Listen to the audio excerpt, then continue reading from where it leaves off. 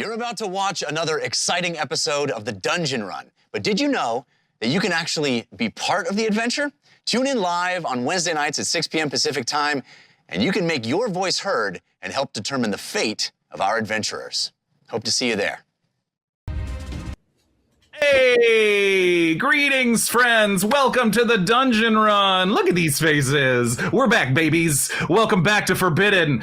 Oh, I am so happy to be back with some of my favorite people telling one of our favorite stories with all of you. We got Sean on the ones and twos tonight. Hoo boy, are we back with a bang.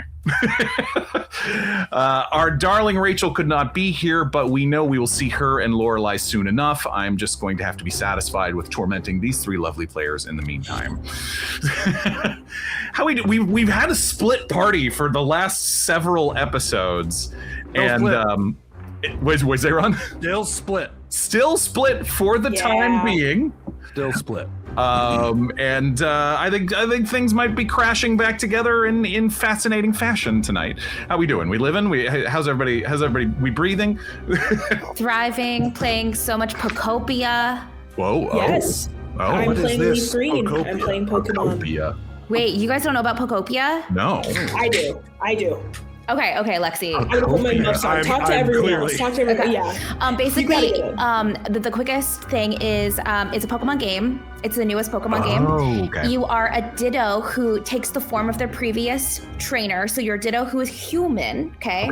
All of the humans gone. All the Pokemon gone. It's post-apocalyptic. You're trying to rebuild a habitat due to some catastrophic thing that has occurred to bring back the Pokemon. But at the same time, it's the coziest and cutest game in the world because I have my little neighborhood and my Pidgey is friends with my Charmander and they go on little walks. It is so cute. I love cozy post-apocalypse. So much of our games and media are post-apocalypse. We as a species are fascinated by bringing about our own destruction. Well, What happens next? Or just a clean slate, honestly, I think. Yeah. What were you going to say, Surena? Well, I think it's so fascinating because Motivation. in a time where like hope is really important, it's saying at the end of a calamity, we can rebuild. Yeah. And I know this game is going to make me cry because some of it you're like, oh, this is fun. Oh, here's a diary entry. Here's a log, like a horror game where you find logs of the people that used to be there. Oh, yeah. But instead it's about a Tangrowth and about his previous life. And then that makes me sad. There was a meme recently that was like every journal entry from every Resident Evil game is like, I invented an orangutan with 8 arms that's undead and wants to kill people. Entry, hope he doesn't get out. Hope he doesn't get out. I don't know. Entry 2, he got out. Like, why are you giving me these pages? I know he got blood out. splatter. Yeah. Oh no. Yeah. Anyway, on that note, dead. We are here to play some Call of Cthulhu tonight. But Ron, let's talk about some sponsors first. How about it, brother? Oh, should we do that? We should. I had it open and then I lost it. Well, you're good. Here we are. We are sponsored by Die Hard Dice. It is the place to go for gorgeous dice and accessories. With free shipping on all orders $40 or more, they are the place to go for your favorite math rocks. Right now in their shop, you can find their blood spattered collection. That's right. Featuring gorgeous metal and polymer dice flecked with that extra little bit of red to really tie your dice box together and give you hope. Diarmuid may need some of those pronto.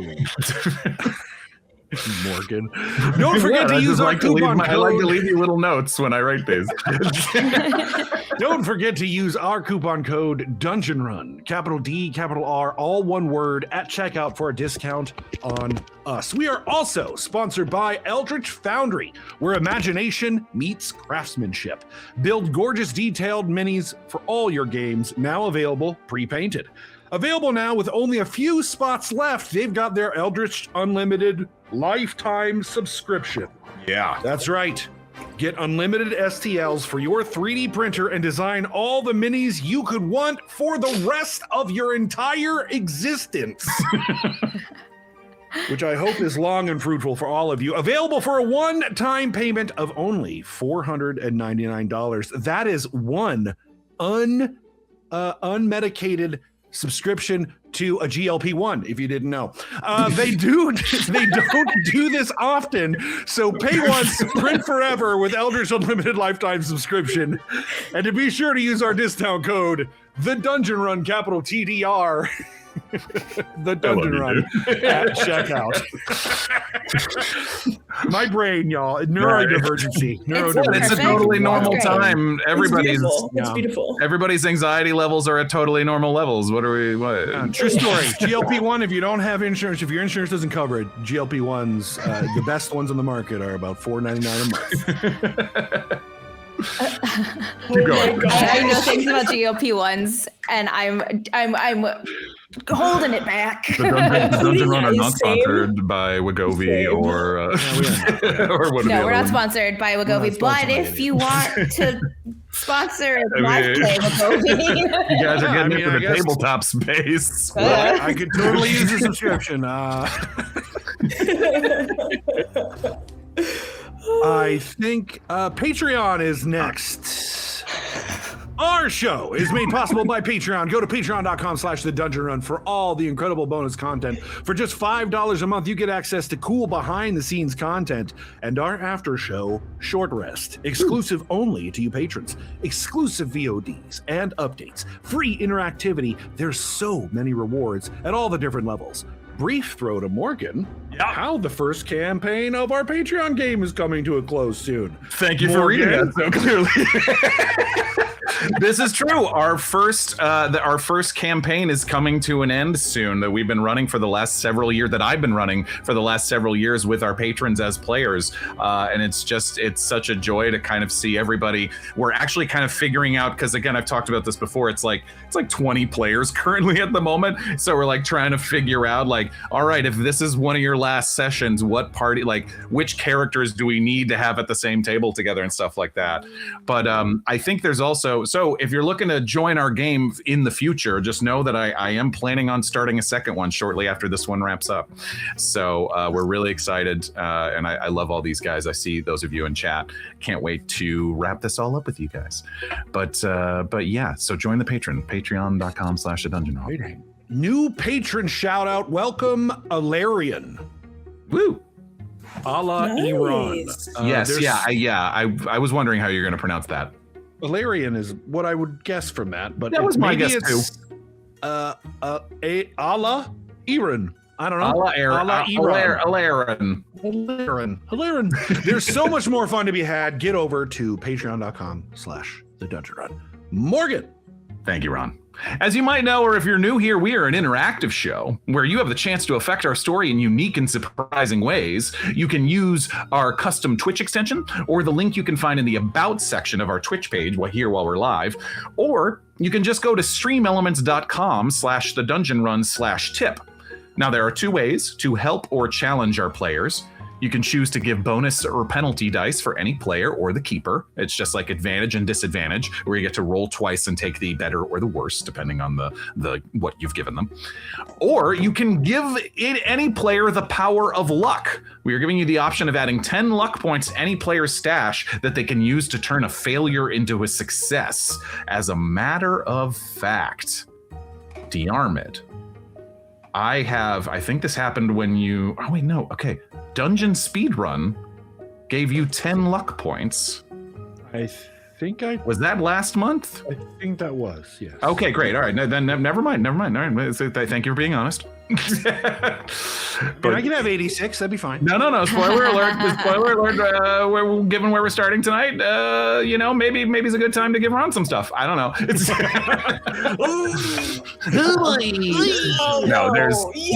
I was telling the players before the show. I was like, don't worry. The audience knows you're in trouble, and some bonuses definitely came in. Some with some very suspicious names. we'll get to that. Maybe Dungeon Speedrun did it twice in a row. I don't know. It's possible. I don't think so. I think that was from last time, just to be sure. But okay.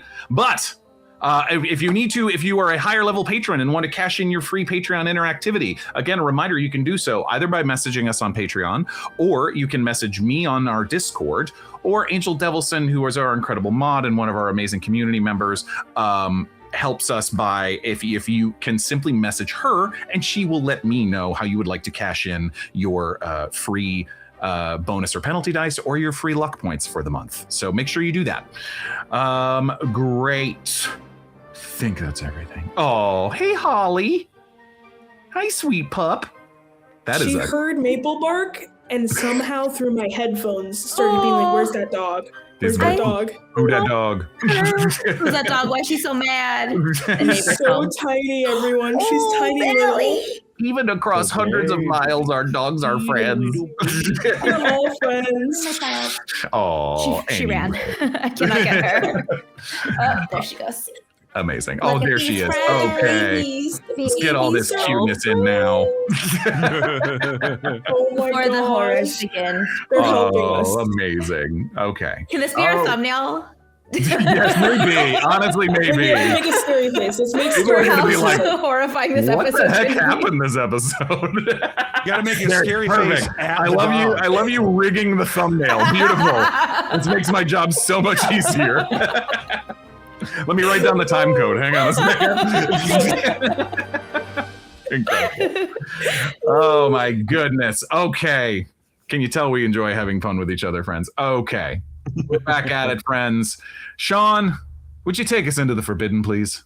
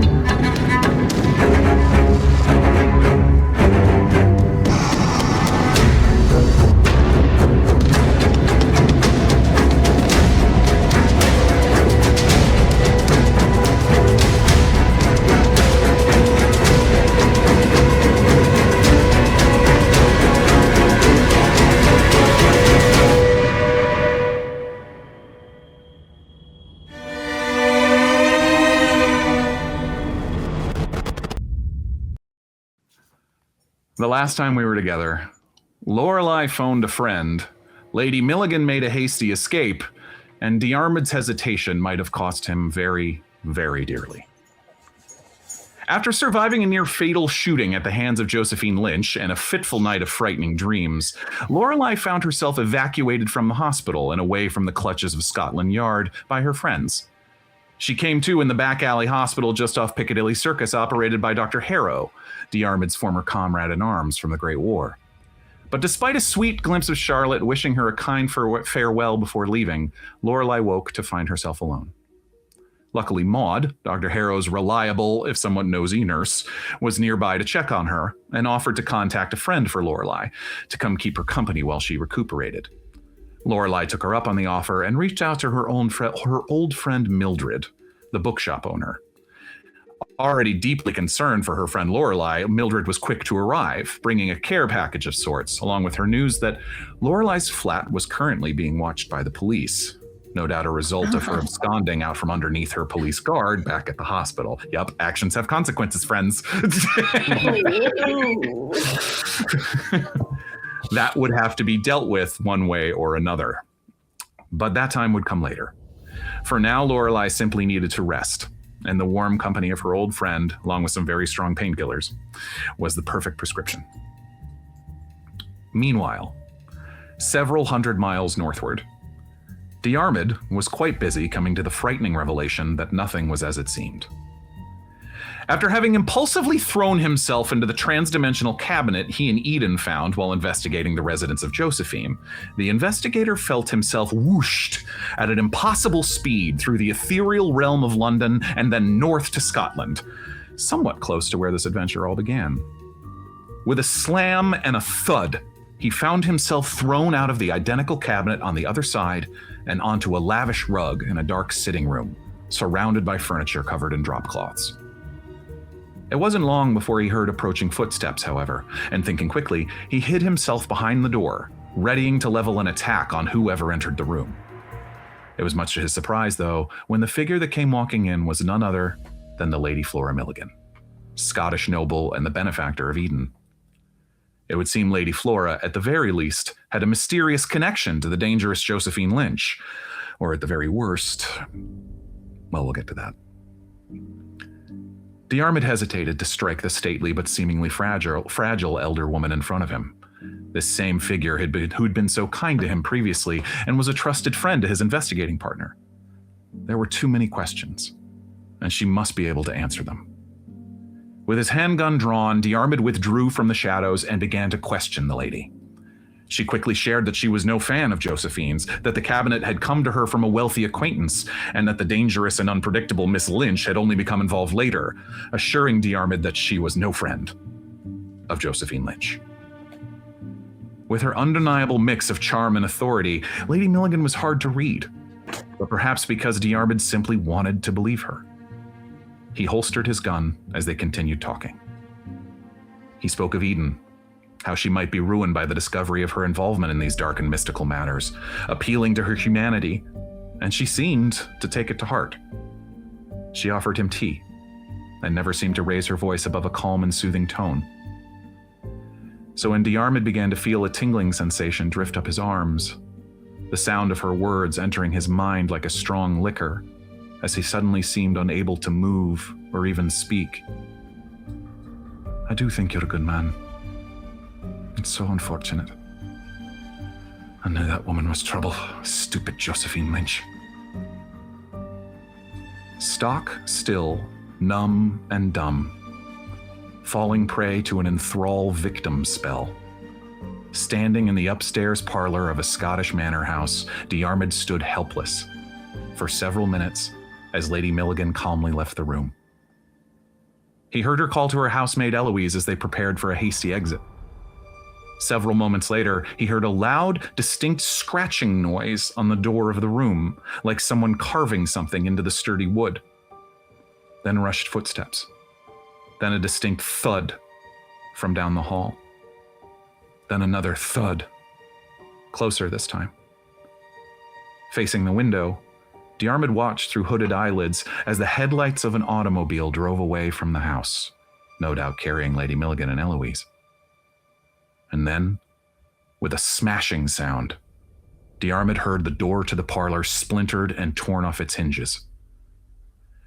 And the last thing we saw before we stopped last time was a familiar, large, alien, three-clawed hand reach over and drop menacingly onto his shoulder. Diarmuid knew the hand well, for its shape was almost the same as the creature he had blasted in the basement of the golf club. The skin that same mottled beige gray as the transforming face of Dr. Donald Gilmore, looking up at him with white eyes before Diarmuid executed him in that snowy field not even that far from here. It seemed once again that the Chids had come calling. And that's where we find ourselves right now. Yeah, so that's what happened.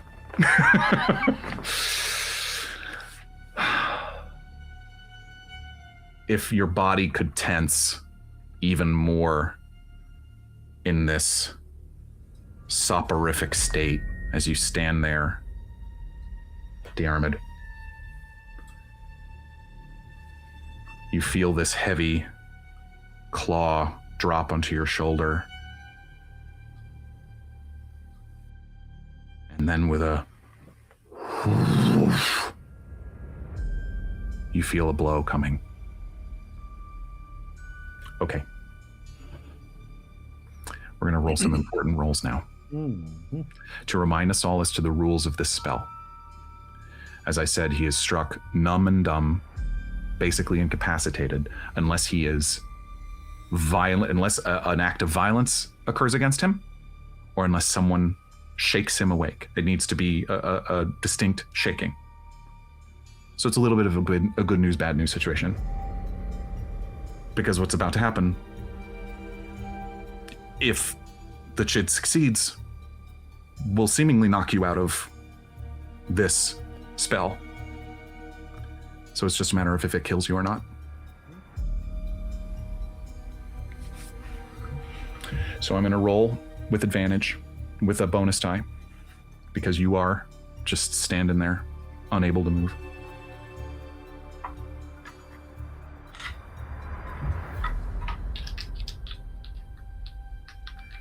I'll roll above board as much as I can, even though we're remote here. Its striking score is a 45 to succeed. That's a 77 on the first roll. So I'm going to re-roll the 10 value. That's a 10. That is definitely going to strike you. We talked before we started that you have 8 hit points currently. Yes. That's a major success? It's a hard success, but that actually doesn't change damage. There's some stuff where that, like, if you roll a critical or an extreme, like it could double die. In this instance, yeah, hard success doesn't increase your damage.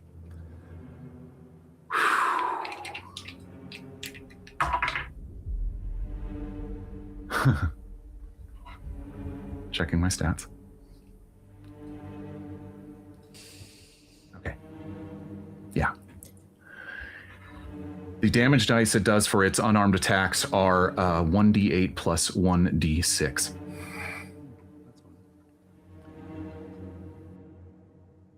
I hope you're feeling lucky, because I just rolled a 5 total.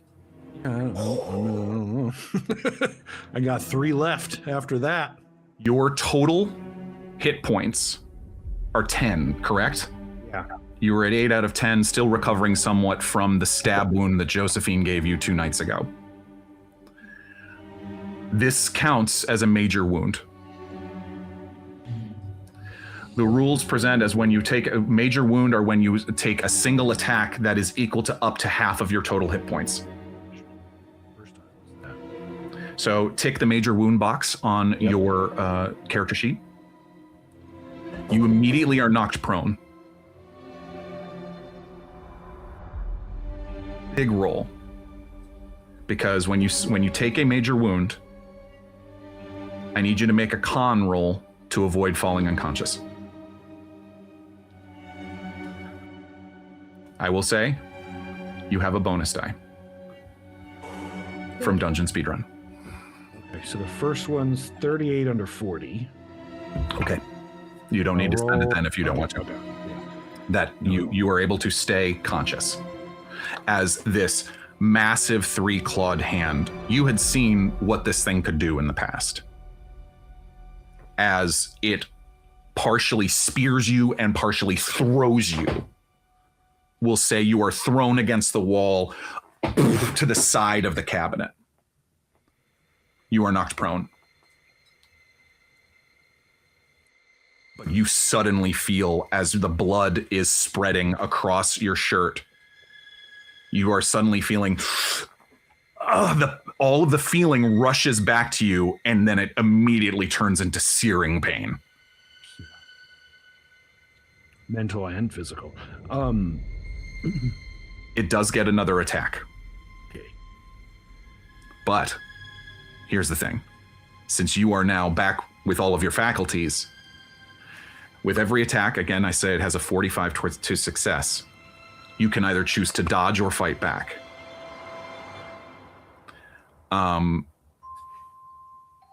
To refresh our minds on the rules, dodge. If you even tie on a dodge, it means he misses. It misses. If you tie on a fight back, it means he still gets to do some damage to you. I don't know what your dodge score is, though, so. you again do have some bonus dice. So just dodge is not great. I didn't think it was. Yeah, my dexterity is pretty slow. Here's a question for you. What do I need to do if I want to cast a spell?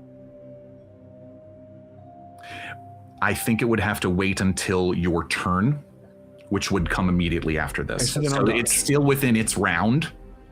So in order to do that, it would have to resolve this attack first. You would not be able to do that if this were D&D as a reaction.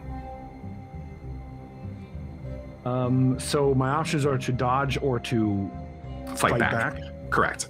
And so as some sort of brawl, because it has thrown you across the room. You've hit the wall, the plastered wall, maybe just to the side of this cabinet. And it is advancing on you as you're able to roll over on your back and watch this thing. And once again, as you get the full view of it, crossing this dark drawing room on the upper floor of this Scottish manor house, this undeniable shape as this thing has strange misshapen antenna growing out of its head. Its arms are way too long as it's like an awful slender man walking through the shadowy room towards you, raising its massive heavy arm to strike at you once again. Okay, so the difference between dodge and fight back is only that if it ties, then it would miss if I dodged. Correct. But if it ties or wins on a fight back, it still gets to hurt you. And the same if I dodge. If it wins on a dodge, it still hurts you. And so what's the win? Is it I roll, they roll, we roll? So it's contested. So if you contest on a dodge roll, right. If you win, you dodge. It does no damage. If you tie, it wins. If you tie on a dodge, you still dodge. It does no damage. If you win on a fight back, you can do damage to it instead. This would probably be your simple, like, unarmed brawl damage, because your gun is still in your coat. Yeah, for sure. I think I'm gonna fight back because it's the only. I'm not great at dodging, so I'm likely to lose anyway. And I don't think Diarmuid is the type to try to dodge his way out of anything. So probably not, as best as he can. So I think I'll fight back for sure. Okay, I have a bonus die from Dungeon Speedrun. And what am I rolling against? My fight? My brawl? You are rolling against your brawl roll.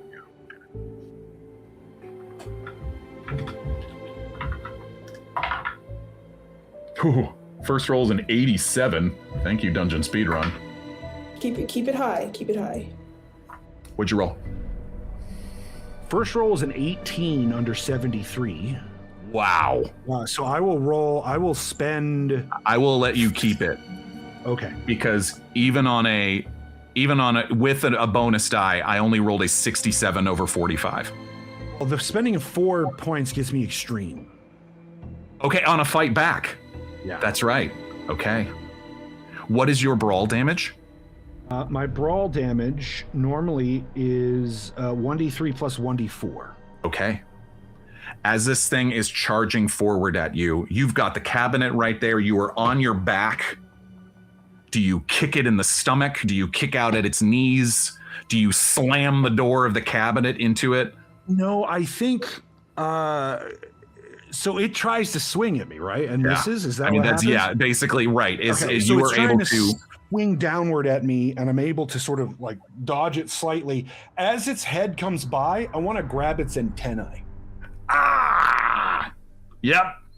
And just rip them off. Oh, okay. Let me double check on the effects of... Because look, my only thing is if you look like an insect, I know what insects need to get around and see and do things. 1 second. I'm double checking on... Does extreme success increase damage?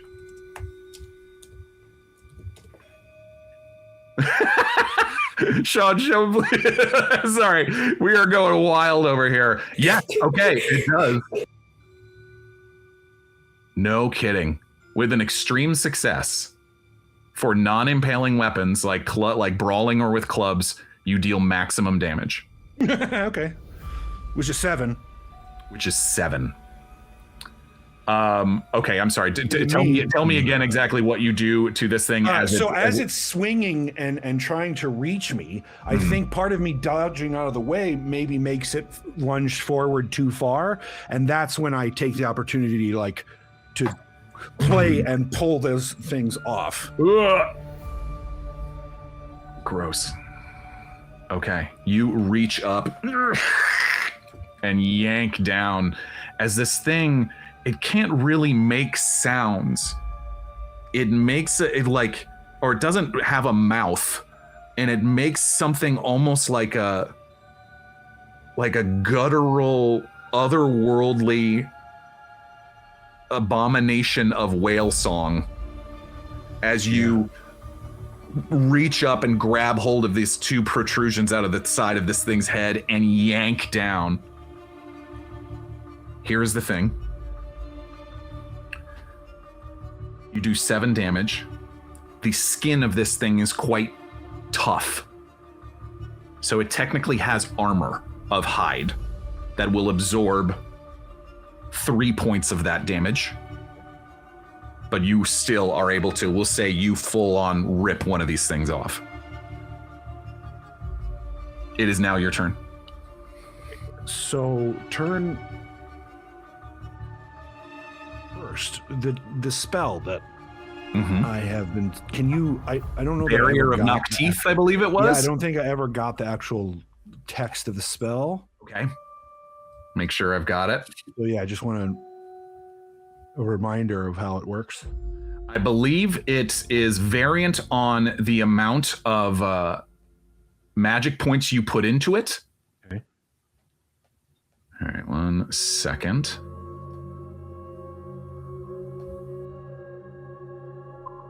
So I pull it up here. Yes. It produces a version of a shield that fits inside a large room. The barrier has 2d10 strength for each magic point expended. Provides protection against both physical and magical attack, and looks like heat shimmer in the air. It costs 1 sanity point and lasts 1d6 plus 2 combat rounds once cast. Any creature or person bisected by the barrier as it is cast is pushed outside it without incurring any harm. Anything trapped inside may attempt to break out with an opposed strength roll. So I assume you were trying to put up the barrier literally between you and it. If I can move so that when I put up the barrier, it pushes it out the door. Okay. Great. I'm assuming not, because I'm assuming I have to do some sort of movement of hands or something in order to get the spell to work. But I also sort of want to, if I can, try to draw the gun as I do it. I'm casting the spell, so that's going to take up the I'll allow it in terms, and this is the thing about Call of Cthulhu combat, is it's not as clear like 6-second rule as something like Dungeons and Dragons. It's a little more variable. So I'll allow you to basically, as you've damaged this thing, it like reaches its head down where you just yanked off one of its antennae, so to speak, and you duck under its arm. You're trying to position yourself in order to push it out the door when I activate the shield. Okay, I want to do this first. I want you to make a brawl roll in order, and this is going to be a maneuver. You can also choose to, instead of do damage, like basically create a maneuver. And I think that is in this instance to get, like, position yourself in such a way that once you cast it, this won't be your full attack action or anything like that, but I want to see if you're successful in order to position yourself well enough that once you cast this thing, poof, it knocks it out the door. And it might even be sort of where I'm shoulder charging it while I do the cast, sort of like the maneuver. So roll me a brawl. Roll me a brawl roll. Okay. To perform this maneuver. Still have the bonus die because I've not yet used it. But I will take the 22 under 73. So hard success. Okay, and it chose to fight back, but only rolled a regular success. This thing doesn't dodge very well either. But basically, you are able to duck under and like drive your shoulder into this thick, soggy like, the flesh clinging to the torso of this thing. As you push it back, it is still and making this noise of pain. And then you spend the sanity and you said 2d10? 2d10 per magic point. Then I'll spend. And how does the strength work? Like, how does that work? So basically, that decides if it tries to oppose it. That decides how much strength it has to roll against. I got it. So it would roll against that number and have to get below it. Correct. So if you use 5 magic points, it would be 10d10 strength and try to beat. How fast do magic points come back? Once an hour. 1 point an hour. Okay. I'll spend 7. Roll me. Quickly, please. Roll me 14d10. Okay. That should be pretty easy. I mean, once you hit 100. Yeah, I mean.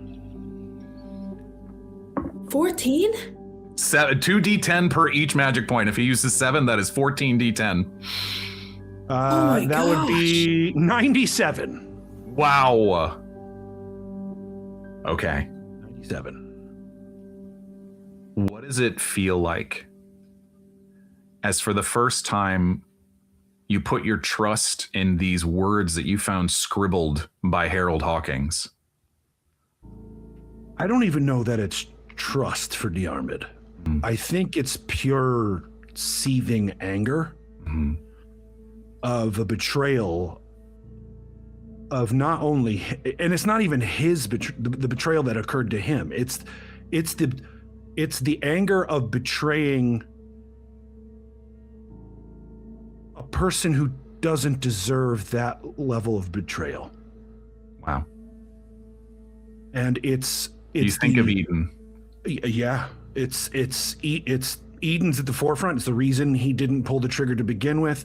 It's the reason he needs to survive in this moment, because there's a part of him when he first gets hit in that stupid moment to then it's dream state, and he's almost, well, maybe now I'll get to see my wife and child. But when he's slammed awake, he realizes that there's someone else here he's living for, and he needs to make sure that that person knows what is coming after them. And that's the impetus of it, of I will burn all molecules in the body in order to make sure that this person is at the very least, given information before I pass. You feel this heat of betrayal, this heat of anger, this rage that has been slowly building in you over the last several weeks. As you feel this, you feel blood literally dripping down your body. And you find yourself saying these words, not even sure it's going to work. You've never done something like this before. But that rage, and that rage for your friends, comes out. And the words as they come out of your mouth seem to resonate in a way that you even surprises yourself. I think it even maybe sounds a little bit like a bear roar. Wow. As if his totem is activating. Yes. The little totem that you've been keeping in your pocket. And then, almost as if you're hallucinating in the desert, heat wave comes off of you like a mirage. And with a roar,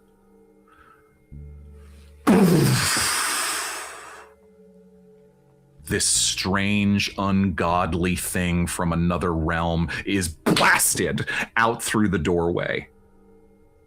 Stumbling and falling. It was not made to travel in this realm. That has been well established. And it tears away part of the wall, perhaps, as it's trying to, and it falls into the hall.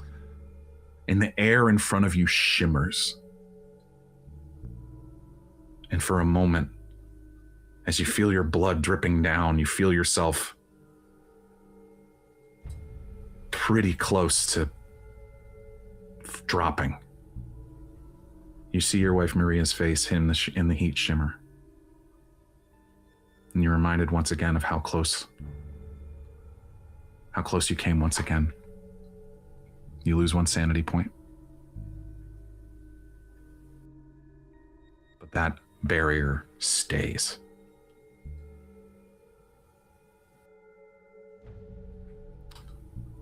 Now I want us to do something. I want everybody, it's just for my shits and giggles, I want to make a group luck roll. So everybody, roll me a luck roll to wherever your current luck is at. Okay.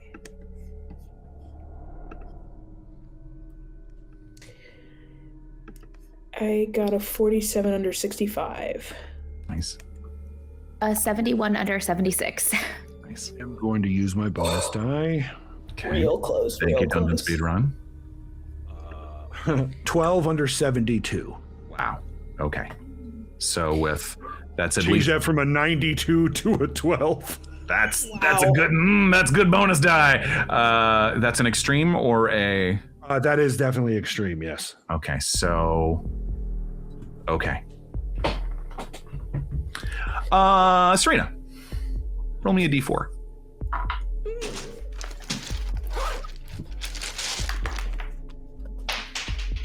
I love asking people to roll 3. and they don't know what they're rolling. Yeah, it's scary. It's That's scary. exciting. I'm exhilarated.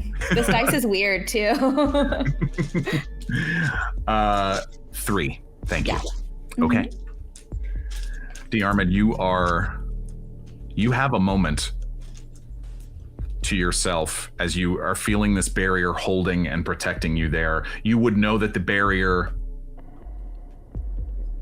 see, how long does it last? Yeah, because that's my next question. Because I have a gun. You do. You've drawn your gun, I assume. Yeah, and yep. Okay. And as far as I understood from the spell, there is no thing about bullets can't go through it. It protects against both physical and magical attacks. Protects from, yeah, I guess on the other side as well. I think so. Because I'm what does not it say sure. with somebody that's inside that wants to get out? Any creature or person bisected by the barrier as it is cast is pushed outside it without incurring any harm. Anything trapped inside may attempt to break out with an opposed strength roll versus the barrier's strength. Okay, so yeah. I don't know if you can shoot through it. Yeah, okay. And that might make sense. That would make sense that it wouldn't be, just a one way, but So you draw your gun. Yeah. And I'm going to use at least one of the rounds for this thing to stand up and basically try to make an attack against it. Is 97 strength? Got it. All right.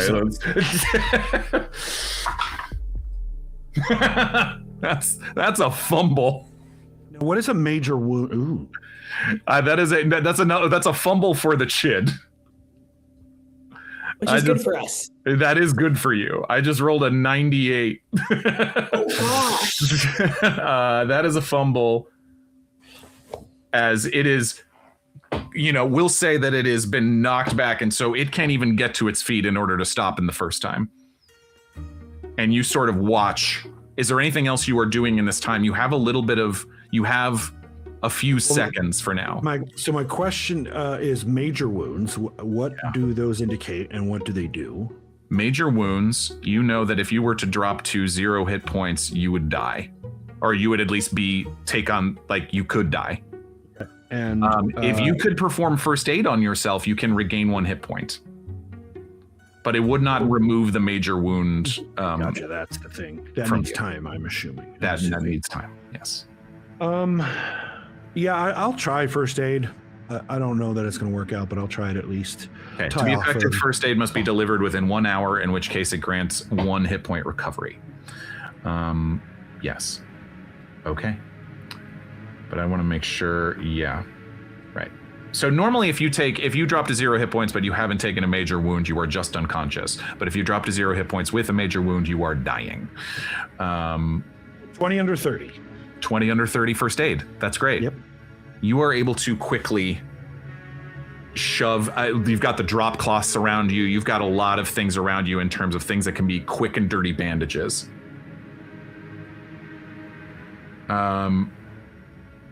Yeah, you don't get to see if you recover a major wound for a week. I figured that was probably brutal. In this room, yes. Is there electricity? Yes. Is it like, am I gonna have to break through the wall to expose it? Is it like a copper or aluminum pipe on the outskirts? I don't know what. There's felt like it was an attic, but I didn't know. Okay. Yeah, switch near the door, and we'll say a few wall sconces and maybe a lamp on one of the desks. Great.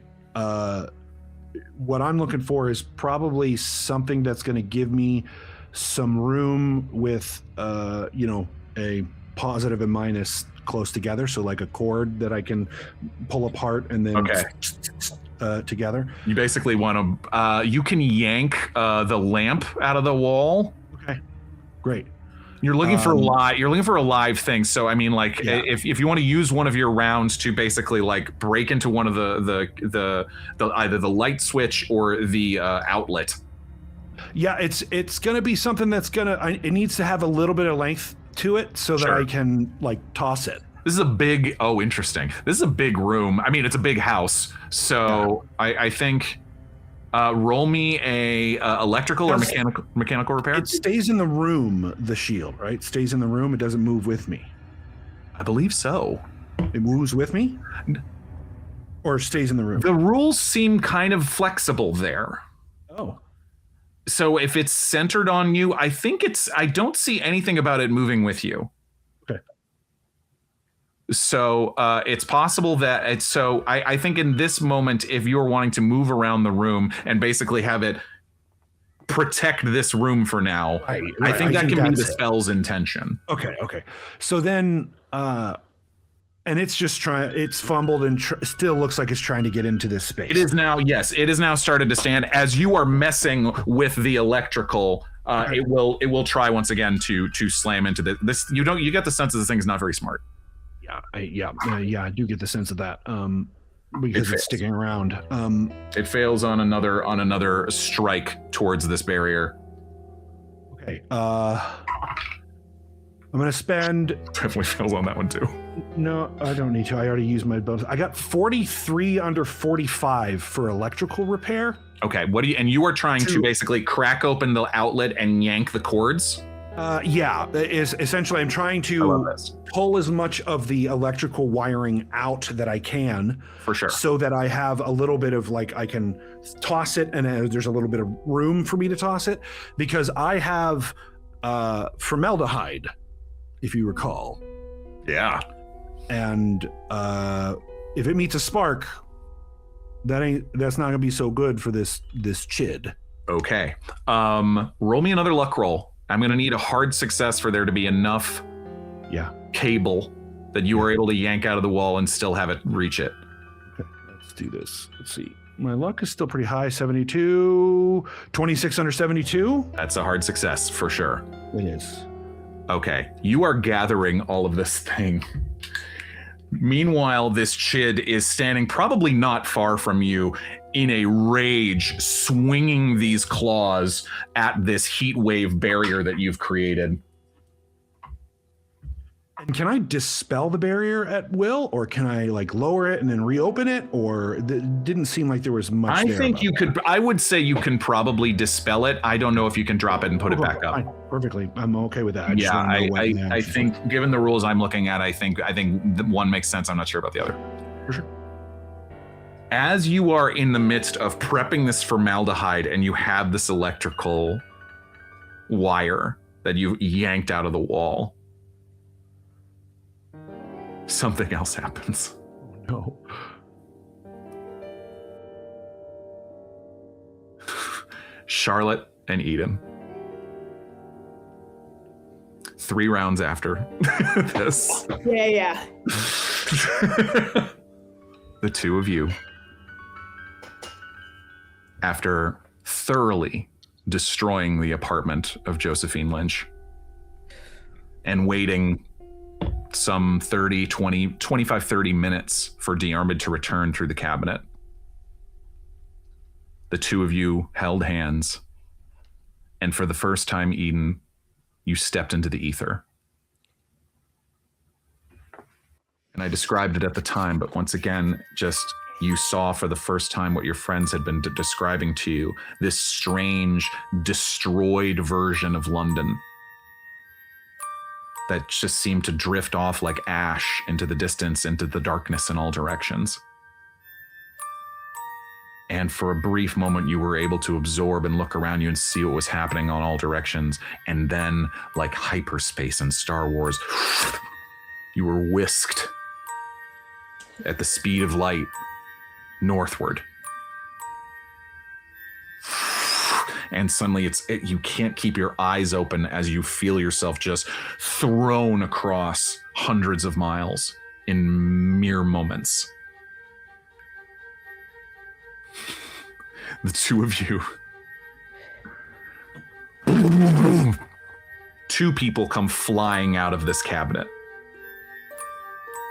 together, which I'm even more awkwardly.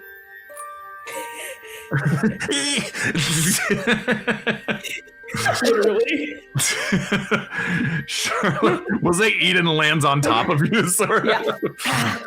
Yeah. Sorry. And as I've described, the two of you find yourselves in a heap on the rug of a dark room.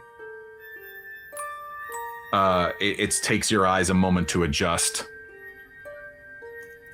And then you hear this sound of this creature and something like a pounding or a hammering, and you hear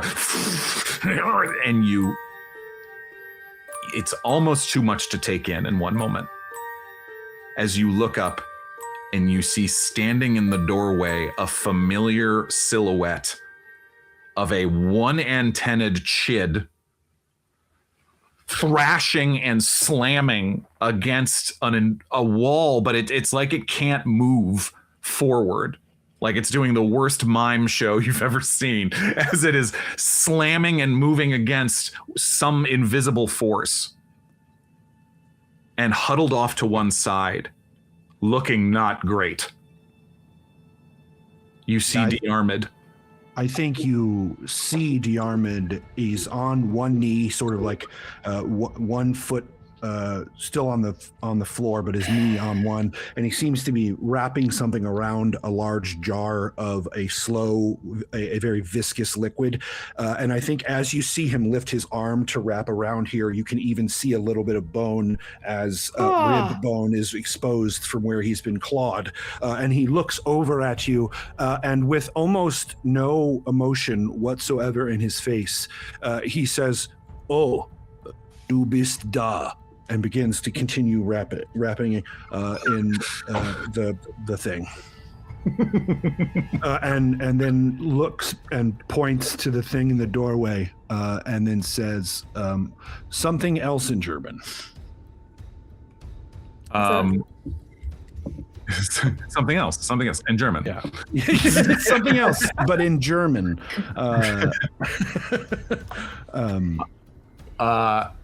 Eden. Yeah. You're taking in so much. Yeah. But I want you to roll me an intelligence roll. Yep. Oh, nice. 12 under 75. Okay, which I was going to say an extreme success. I was going to say it needed a hard success. Yeah, he says Marcus cult. In all of this, it does strike you there's something very familiar about this place that you're in all of a sudden. But there's no time to even absorb that right now. What do you guys do? I mean, you see, as you are sort of absorbing that in, you see Diarmuid stand up. He's got this wire wrapped with some length to it around this jar, and it looks like he's just going to toss it. But he's also got his handgun sort of at the ready, and looks at you two and says, "I hope you brought weapons." Okay. I technically should have a weapon. I technically do have a weapon. What room are we in? Can you? You are in a dark parlor, like type of sitting room. Almost all the furniture around you is covered in kinds of drop cloths. There's blood on the ground. Okay. And it's night outside still. Are we in an era where aerosol is a thing yet? Like hairspray? I don't know. Let's find out. Important. That was early 30s. When was hairspray invented? Maybe late 30s? Important question. Late 40s. So Late no. 40s. Sadly. I love where your mind's at. Is this room? Am I centered in it? Like, do I recognize it well enough that I would be able to like naturally find the sharpest thing in this room? With an extreme success, almost moving on instinct, you reach to grab a poker, or like what would there be? What I was thinking. Yeah, absolutely. There's an unlit, just swept, underused fireplace tucked off in one corner. You were able to rush over and grab a blunt weapon, or grab a fire poker. Okay. Which will technically act as a club, but still, yeah, you've got it. Okay, nice. Oh, jeez. I think I yelled. Go ahead, go for it. You've got to get him out of here. And I'm gonna race forward and just like take the poker. No, there's a shield there. I don't know. Yeah, I know. He just says it as you begin Exactly. forward. Yeah. I was gonna say yes. What's everybody's dexterity? I think Eden's is the highest, and that's how we judge order for a moment. 35. 30. Mine's 30. Mine is 75. Wow. What? Yeah. Okay. Whoa. What is? That for you? What? Yeah, that's Yeah, dude. blood like That's that how I'm high. alive. Yeah, that makes a lot of sense. I'm not That makes a lot of strong. sense. Right. What do you think I do around here? Yeah, I run around. I'm weak. I play real hard. Charlotte, if you are just kind of still gathering everything right now, but what would you like to do? Well, so my first instinct in my state after careening through time and space and landing here and seeing a chid and seeing Diarmuid's arm bone poke out of his arm skin. A rib bone. A rib bone. A side of not doing great, Yeah. y'all. I think and it's just drop cloths in this room. Yes, I mean, like, there's a couch, there's a desk. If there's something specific you're looking for, let me know and I'll let you know. But yes, but mostly a bunch of drop cloths, yeah. And okay. Furniture. Nice furniture. Nice furniture. Because what I really want to do, because I don't know we're in a bubble. Because it doesn't look like a bubble, or does it look like a shield? Like, can we physically see that we are in a shield? I'm going to roll with the kind of the definition of this shield right now and say that you are inside it with Diarmuid, basically because the cabinet dropped you into it. Okay. You are. Yeah, I think was the question that can you see the shield? Yeah, because it's either I see the shield or I light us all on fire on accident. So because I want to make a torch, because I want to grab some of the drop cloth. Sure. And I want to wrap it around one of the pokers, and I want to light it on fire so I can go and have sort of like a club thing. Okay, great. Okay, it's a poker. No, it is made to be handle heat and not burn me. It is. It makes sense. Okay. Yeah, you are able to rip some off of the drop cloth and basically, and I'll say that takes your round, but basically in order to create a sort of a blunt weapon torch and with, basically are setting to getting ready to do something with it for sure. Okay. Great. Do you have, what would you, using a lighter or something otherwise to light it? Using a lighter, yeah. Okay. All right. Well, I'm happy to say that you have that. Thank you. Okay, great. So you are creating a sort of a fire weapon. Eden, you are charging forward with this poker or something other. We'll say you've grabbed the poker and Charlotte's grabbed maybe the shovel or something that's that's always exactly off to the side of the thing. They're always in pairs. Right. Yeah. Exactly. Okay. Yeah, I think that's the extent. The sheets the drop cloths could be useful. But I don't think that Eden's thinking about it right now. If she doesn't know where the shield is, then she kind of doesn't know. But yes. Okay. You are charging forward. Make me a spot hidden, actually. We know how much I love these. You're good at those. I'm very good at them. Let's just stay good at them. Okay, 64 under 75.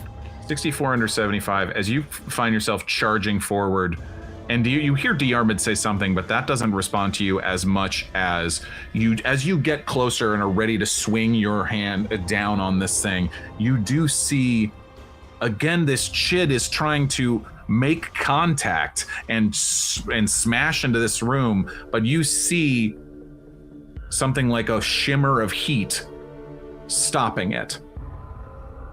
So before you swing at it, I will say that you do see that that there is some sort of invisible barrier blocking the door. 2 questions. Yes. Outside of this door, is it like a staircase? It's a hallway. A long hallway. It's a hallway. You know this. Wow, okay. Because you rolled an extreme success. You know there's a stairway probably about 15, 20 feet to the right. Okay. I think I have the poker. How tall is the chid? About 7.5 feet tall, but hunched in a strange way, particularly this pain in the pain the damage that Diarmuid's already inflicted on it. It is missing an antenna. Yeah. Yeah. And that strange translucent blood that you all investigated back at the golf club is dripping down the side of its head. It looks like gasoline. It's not gasoline. It just looks like gasoline. I don't want you guys to get any ideas. I see what you're saying. There's a shimmer to it. Oh yeah. Awesome. I think I'll continue with the poker then. No, I'm gonna forego the poker if you'll allow me this. I think if you would like to hold until you can also make, because you see Diarmuid preparing to do something, I would allow you to hold your action, so to speak, and basically you see Diarmuid readying something. Weird question. Does it look like something that would be better if this thing was blind? Yeah, I would say so. Then I'm going to certainly grab doesn't look like Diarmuid Diarmuid means this thing well. That was what I was going to say. As soon as my turn came around, grab a drop cloth. Yeah. Literally, I'm going to grab one of the drop cloths, shake it out, and then run at this thing and try to get over its head and blind it, if that makes sense. Almost cover it and just hold it. Can we leave the shield? It's the same check. You have to make the same check. Yeah. You have to make the same check, but if you're throwing something out of it. Yeah. Physical attack? I can make the same argument about I'm really just throwing a bullet outside of it. I know, that was the thing about the gun, right? Yeah. I'm throwing a bullet, check. So here's the thing. If you see, and I will allow you to talk to each other because I want this, I love this. Yeah. If Diarmuid is getting ready to also drop the shield in order to send this thing through, you see Eden grabbing a drop cloth readying. Basically, I will allow you to coordinate, just like concentration on a spell, that if you were drop the spell, throw the cloth, hit it with the thing, and that's what we're looking to do. I will allow for that. Awesome. Basically, we're saying that Eden is holding her action of throwing the drop cloth until Diarmuid drops the barrier. Yeah, and in that, I think I want to open the cabinet door. Okay. So we can... I mean, it's probably still hanging open from when the two of you tumbled out of it, for sure. So I'll ready myself to heave-ho with the team. I have a question. Where is the closest window? Can we see one from this room? Yes, absolutely. Oh, and it's in this room? Yeah, you definitely saw, for instance, Lady Milligan drive away through that window. Gotcha. Okay, so Since we've got a little bit of time, we don't have much time, but there's a shield that I've made that's keeping it from coming in. I think what we do is we get close together by this window, we let it come at us, we dodge around it, I'll kick it out the window, hit it with this thing in my hand, we will need to hit the deck because it's formaldehyde, and when it hits the oxygen, it's going to explode in a way that we can't predict. I'm sorry, what will hit? What will explode? And he holds up the bottle of formaldehyde that's wrapped in an electrical wire with the ends at the tip like sparking, just waiting for it to be released so it smacks and... I see. Yes. Okay. It'll react violently with the oxygen, so we're going to want to hit the deck real good and make sure it's out the window before I hit it. Okie dokie. Talk. Everyone over here, when it comes here, Eden, throw the thing on top of it. You stab it in the back with the fire poker. Ron's brain's not working. Not Josephine. Everything goes boom, right? Charlotte, thank you. You hit it with your fire poker. I'll kick it out the window and then hit it with this thing, and we hit the deck and everything goes boom, and hopefully we live. Okay. Right then. Yep. Ready? Very quick and dirty plan as the three of you, as Diarmuid calls out orders like he's back on the battlefield. I have to say, I'm going to prioritize. I see like literal rib meat like coming through. Whatever Diarmuid does, if I have an action free, so after I throw the thing, I'm immediately leaping over towards him. Got it. So Yeah, I also think that because I am like more dexterous, I want to you're stronger, Eden. So like having you do the push and me do the floof, and then Diarmuid do it, and then our next action is to like heal Diarmuid. Yeah. And awesome. cover for The sure. next action should be to dive on the floor and not get exploded by formaldehyde, but then not. Yeah. Okay. For sure. All right. So we'll switch. Basically, the three of you get into position, and you watch as this damaged, broken thing, this chid is still thrashing away at the wall. I've been rolling this whole time, and it has not been coming close. And with a countdown, Diarmuid, towards dropping the barrier, do the three of you kind of step away from the door and like, because you want it to come in and kind of lure it into space, and then Exactly. Yeah, by the window, because the whole point is to try to get it to run towards us, and then great. Yeah. Okay. You drop the barrier spell. This huge misshapen thing almost stumbles into the room because it's been leaning and thrashing against it, almost falls prone, and then and it comes into the room. Eden, what is its dex? Okay. Eden, you jump forward with the drop cloth. That's me. Oh, yes. Oh, I'm sorry. Yes, you are. Okay, right. Okay. Yes. Okay, you are running forward with the drop cloth. Yep. So basically, I will call this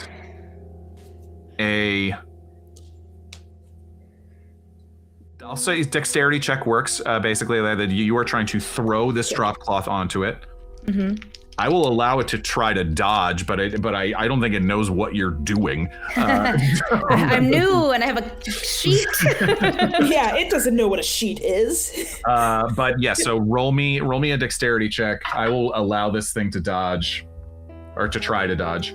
That is a hard success. Nice. I rolled a 47 over 30 on a dodge, and you are able to rush over quickly, dropping this, throwing it on it, and you see these long arms swing and try to, but not knowing what's going on as it's covered in this long drop cloth. It now looks like the worst ghost that you've ever seen in a Halloween haunted house in the middle of this dark drawing room. Eden, you're up? Yes, I am. Okay. Yeah, you see Charlotte dive out of the way, and then you rush in. Yeah, I want, if it's already coming at us, would love to kind of like go out of the way and just use the poker on the place in the head where Diarmuid's already right, struck. where you know the damage. You're already seeing like the moisture sticking through the spot on its head. Yes. All right, make a brawl roll with a club. Would you like to use my flame club? Holy crap. Charlotte asks very nicely, would you like to use my flame club? I would love that because I got a 38 under 50. So that would be great. So this is for this kind of weapon. It does 1d8 plus your damage bonus. Okay. And I will allow you an extra d4 of fire damage. Awesome. So what's your damage bonus? What's your DB? D6. Nice. So it's a D8 plus a D6 plus a D4. 4. Okay. It took 4 damage already from the ripped off. 12 total. Wow. Okay. Yeah. 4, 5, and once and a 3. again, you still feel this heavy hide as you kind of crack it down over its skull. It doesn't even have a satisfying like thwack. It's just kind of a sick like into this thing's head. And it feels like it shakes itself. It's going to take a swing because its turn comes now. Yes. Are you trying to dodge or are you trying to... I'll do anything to cover Diarmuid for whatever. But with the 12, next. with the 12, certainly this thing is like that. That is essentially a major wound for this thing. It is seriously like you can tell that this thing is stumbling and trying to. So it's clear to us that it's very harmed. It's very harmed. Okay. Fantastic. Yes. I'll dodge. That changes then. decisions, but okay, cool. Okay. Yeah, I'll dodge. All right. Yeah. First one is a 75 over 45. That's a failure on my part. With a dodge, you automatically dodge. Oh, okay, cool. The worst you can do is tie it. Yeah. It gets to swing again. Yep. Jeez, Morgan. I'm rolling so bad now. That's a 95 over 45. Yes. And I mean, of course, it's got a sheet over its head. In fact, I probably should have rolled those with penalty. And it's not able to do anything. But yes, Diarmuid, you are able to tell that this thing has taken a lot of damage. Then I will forego the very dangerous thing. And you see Eden crack it. I'm like, oh, that's much better. And so I just walk up to it sort of nonchalantly, put my handgun right up to where its skull is, and pull trigger 3 times. Brutal. I mean, it's pretty much a formality at this point, but let's roll some damage.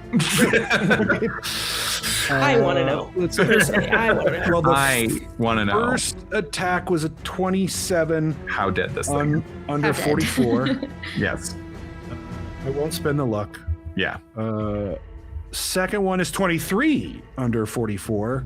And then the third one. Did you have to roll at a penalty? I think so. Yeah.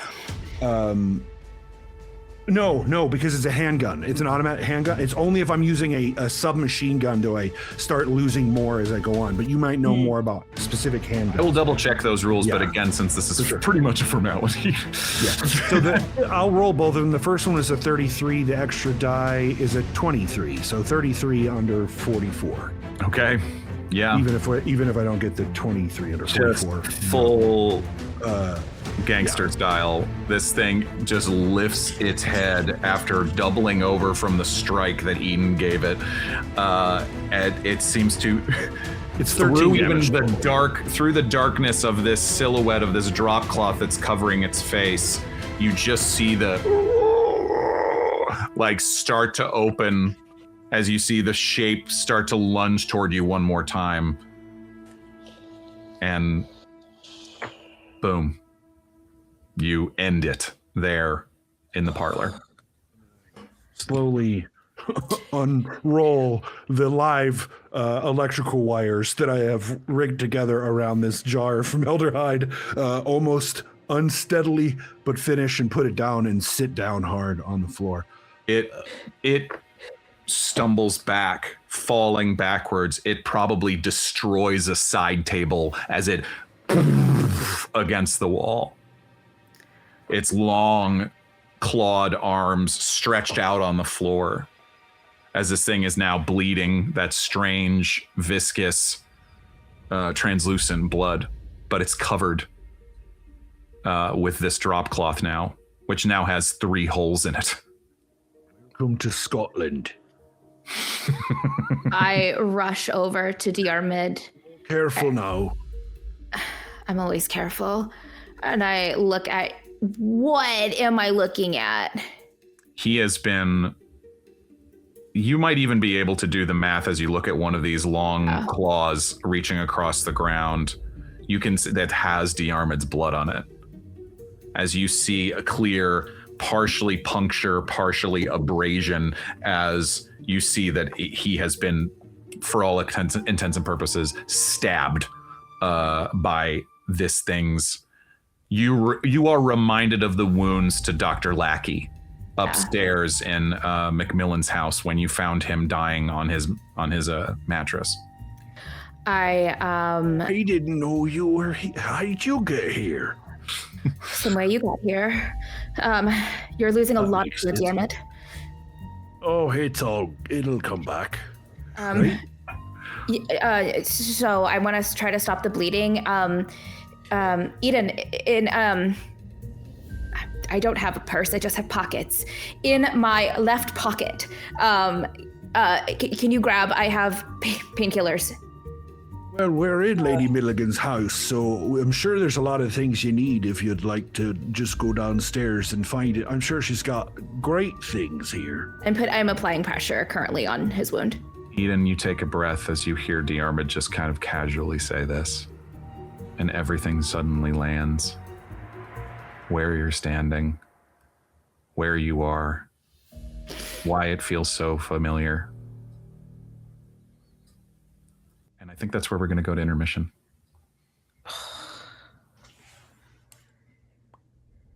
We'll be right back.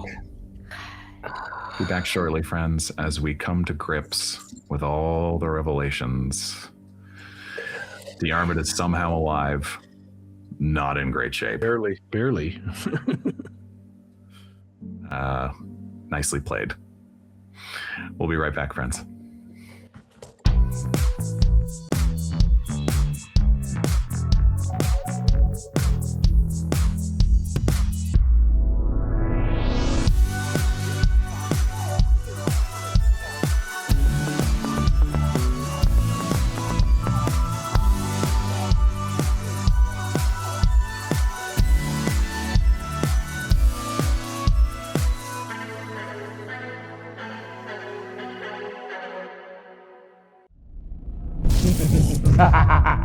You fools! You'll never defeat me.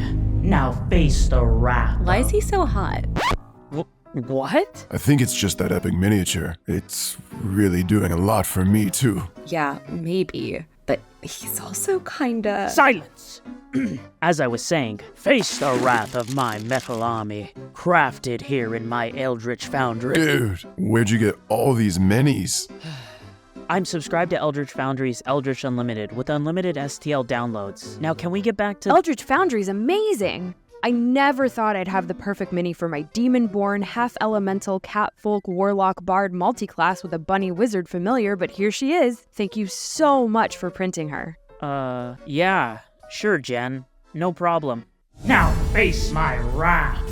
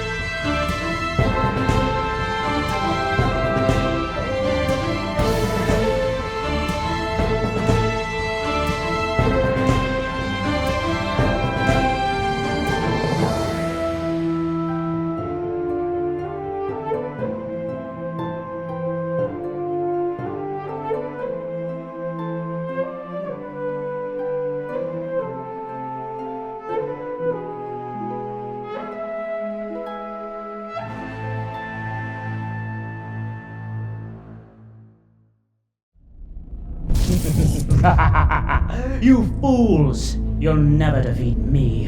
Now face the wrath. Why is he so hot? What? I think it's just that epic miniature. It's really doing a lot for me, too. Yeah, maybe. But he's also kinda... Silence! As I was saying, face the wrath of my metal army, crafted here in my eldritch foundry. Dude, where'd you get all these minis? I'm subscribed to Eldritch Foundry's Eldritch Unlimited with unlimited STL downloads. Now can we get back to... Eldritch Foundry's amazing! I never thought I'd have the perfect mini for my demon-born, half-elemental, catfolk, warlock, bard multi-class with a bunny wizard familiar, but here she is. Thank you so much for printing her. Yeah. Sure, Jen. No problem. Now face my wrath!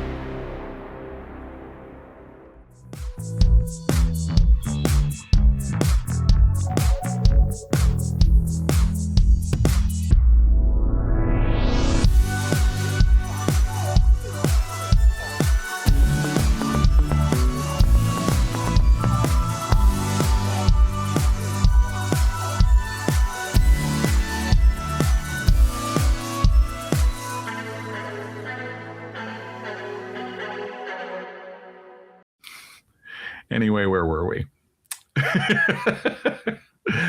We find ourselves back with this trio in this dark parlor room on the second floor of a Scottish manor house.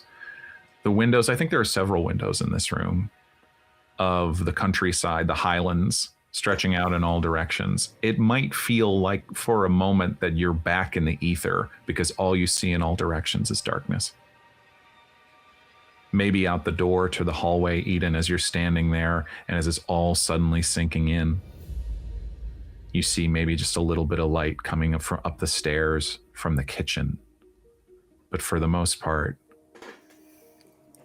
it's all starting to come back. To be clear, this is the lady's, it's one of her several houses. This is her winter home. So hence why it was just the three of you, her, and Eloise up here. She has many. I will say her main residence is on the outskirts of Edinburgh. But you even know downstairs is your own room here. As it all lands with you. Lands with a thud, much like the otherworldly, horrible being that just fell dead on the carpet only a few feet away. So you're standing over Charlotte as she's helping Diarmuid. What do you do in this moment? Yes. I think immediately she sort of turns her back to the two and will sort of approach the Chid. And as she's approaching, this could be the other world, right? We saw London and it was shadow and falling away, but it wasn't the same as where we were, right? So this could also not be the real world. Oh, Ask you to make a sanity roll right now. And now I'm gonna, I think I'm nuts.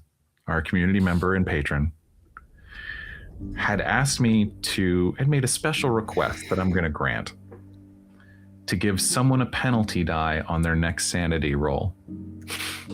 With the message, come join me, from I think I'm nuts. I'm gonna ask you to make a sanity roll with a penalty die. Okay, Now it'll only be a D4 if you fail, but I think I'm going to join her on that one. With the penalty even. Okay. Oh, gosh. You know what? That's the way she said that. The way she said that Are you even Diarmuid still be like, there is something hauntingly hopeful about it. Also, This can't be real. yeah, but then you realize it is, and that's the part that hurts your sanity. Yeah. Diarmuid, even still feeling yourself bleeding out from this wound. Are you hallucinating this? Oof, all right. I got a 69 over 65, which would be nice if it meant something good. My first one was a 17. I don't know how I am rolling so good tonight, but 17 under 65, but the second one is 57 under 65. So I still succeed, but You still take one more point of sanity damage, Diarmuid. And Eden, you take 2. Yeah, I already know it's real. yeah, you're like, welcome such a to the big club, way. y'all. I'm in hell. You're having a day. Yeah. Yeah. Gonna be honest you- with you, Eden. It's real. Lady Milligan not only trapped me in using a spell, she also summoned that thing. I heard her scratch the summons sigil on the door before she left, and it burst in. To confirm what Diarmuid says, I'll even say you can see off to the side the shattered pieces of the door. And even though the door is in pieces, you can still see something that looks like vaguely like a pentagram, vaguely like an eye, carved into the door hastily with probably a letter opener or something, some kind of knife. It's not too deep, as if the hands weren't too strong. I didn't kill her as soon as I saw her because I wanted to make sure. And she had some good words, and suddenly I lost the ability to think or move as she calmly offered me tea and some spell took over me. She drugged you. Words. She drugged me with her words. I hadn't even had the tea yet. So she's a magic user. Yes. There's no way. I'm sorry. We've seen these things manipulate people before. We've helped people who they've manipulated. That couldn't have been her. I've known her. I looked her straight in the eye. I had a 15-minute conversation with her. She told me that someone left this thing here, some important benefactor, and that's how Josephine got into her house, and she was unfortunately forced to deal with her. And it didn't all make sense, but because of you and because of my interactions with her, I gave her the benefit of the doubt. And the first thing I told her was that she needed to tell you. And when I said that, is when she dropped the spell on me, summoned that thing to kill me, and hightailed it out of here like a coward. Also, we're now, I'm sure, certainly being searched for by the Kingsguard itself, given that she is a royal.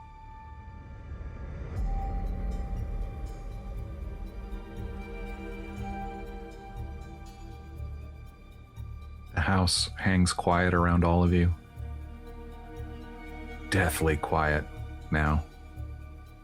Somewhere downstairs, there's a ticking of a grandfather clock, but nothing.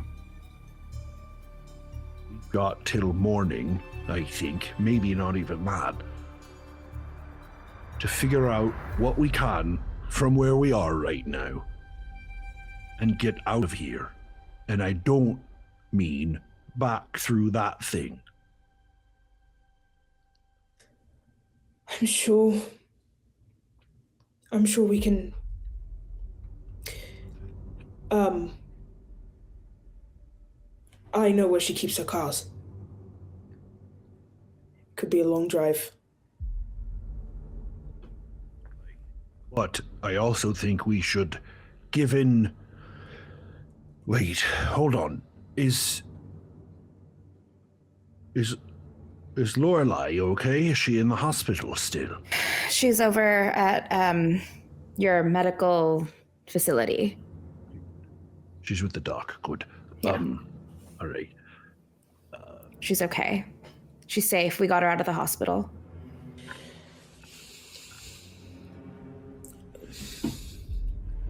Just looked it up. It's about a 10-hour drive. Yep. That's long enough for you to get all your magic points back, right? Let me put it that way. It's also one of those where I'm trying to think if it's beneficial for us to be seen in public here, given everything that's happened in London. That's a good point.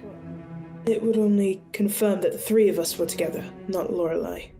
But it would also confuse I believe it would confuse the police if they ever, for whatever reason, were to arrest us or try to pin any of these things that's happened on us, because then they're going to have someone who swore they saw us in Scotland when the police are going to say that we were in London, so...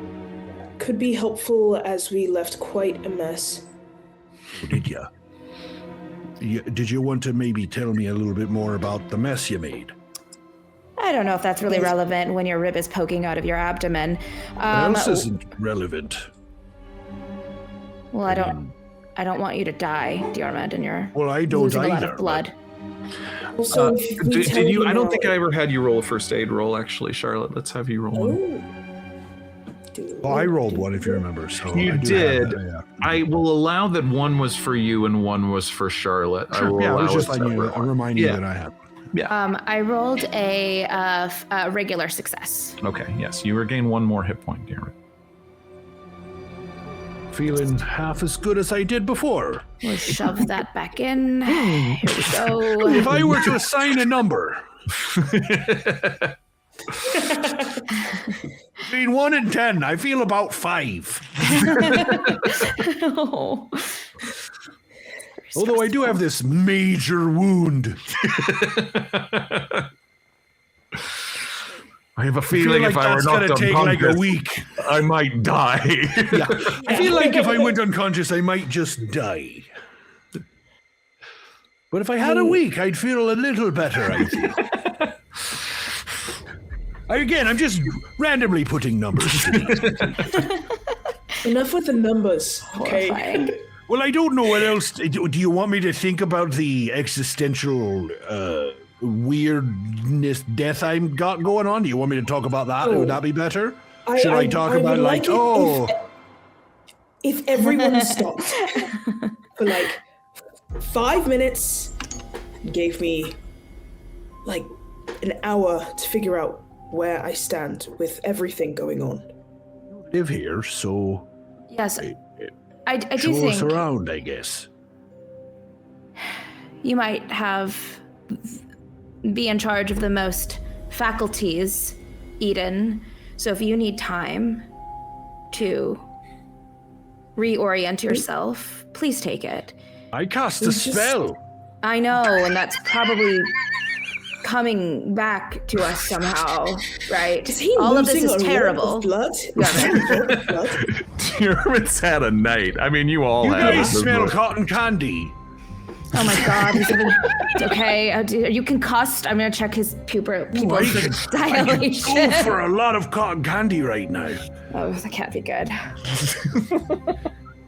I think I Diarmuid. could get you something twice. Oh, some Cracker Jacks. I had those in America. They were delicious. He's actually not wrong. It would be probably good to stabilize his blood sugar as he's lost a lot of blood. Let's just let's do a little lie down. I highly doubt Lady Mulligan's gonna be back. Here, that's fine. Yep, okay. Down on the floor.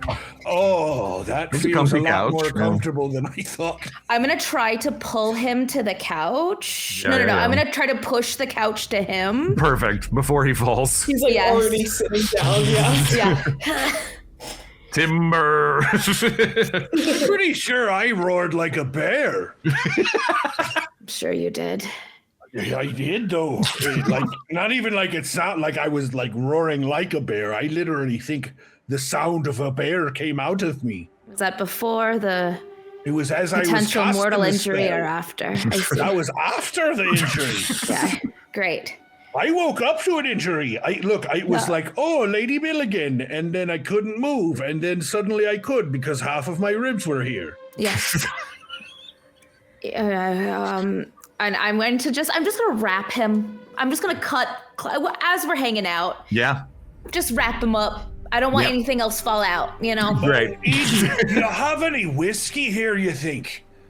That's exactly what I was going to get. So I think after the, I can get you something twice as good. I think Eden leaves the room, walks down the stairs. You step down. I think yeah. You step make a down into point. this hallway, this entrance hall of this beautiful home. This entrance hall where I think we last saw you here when your Uncle Monty came up to Scotland to find you. Everything suddenly seems so close and yet so far. Your regular life, whatever that is, feels moments away and yet light years at the same time. The lights are still on in the kitchen. The fire's been put out in the downstairs drawing room, that same drawing room where you used to find Lady Milligan in her beautifully adorned house coat. doing her papers, reading her mail, doing her daily business of a royal, where she would sit like a stunning Helen Mirren. Yeah. That mixture of charm and presence. There was a fire in that fireplace that has been put out now, but it's still probably cracking and smoldering a little bit. What do you grab? I think I stumble over to not even stumble, I think I just walk so confidently. There's like table, chairs, things that my body already knows to navigate and miss.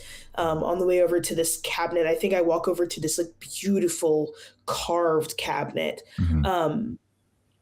open it, and it's like plates and glassware, and I like reach towards the inner shelves and like pull it open just a little bit to reveal and like a more liquor behind the wall. Yeah, like beautiful cut glass, crystal decanters, whiskey, gin, brandy.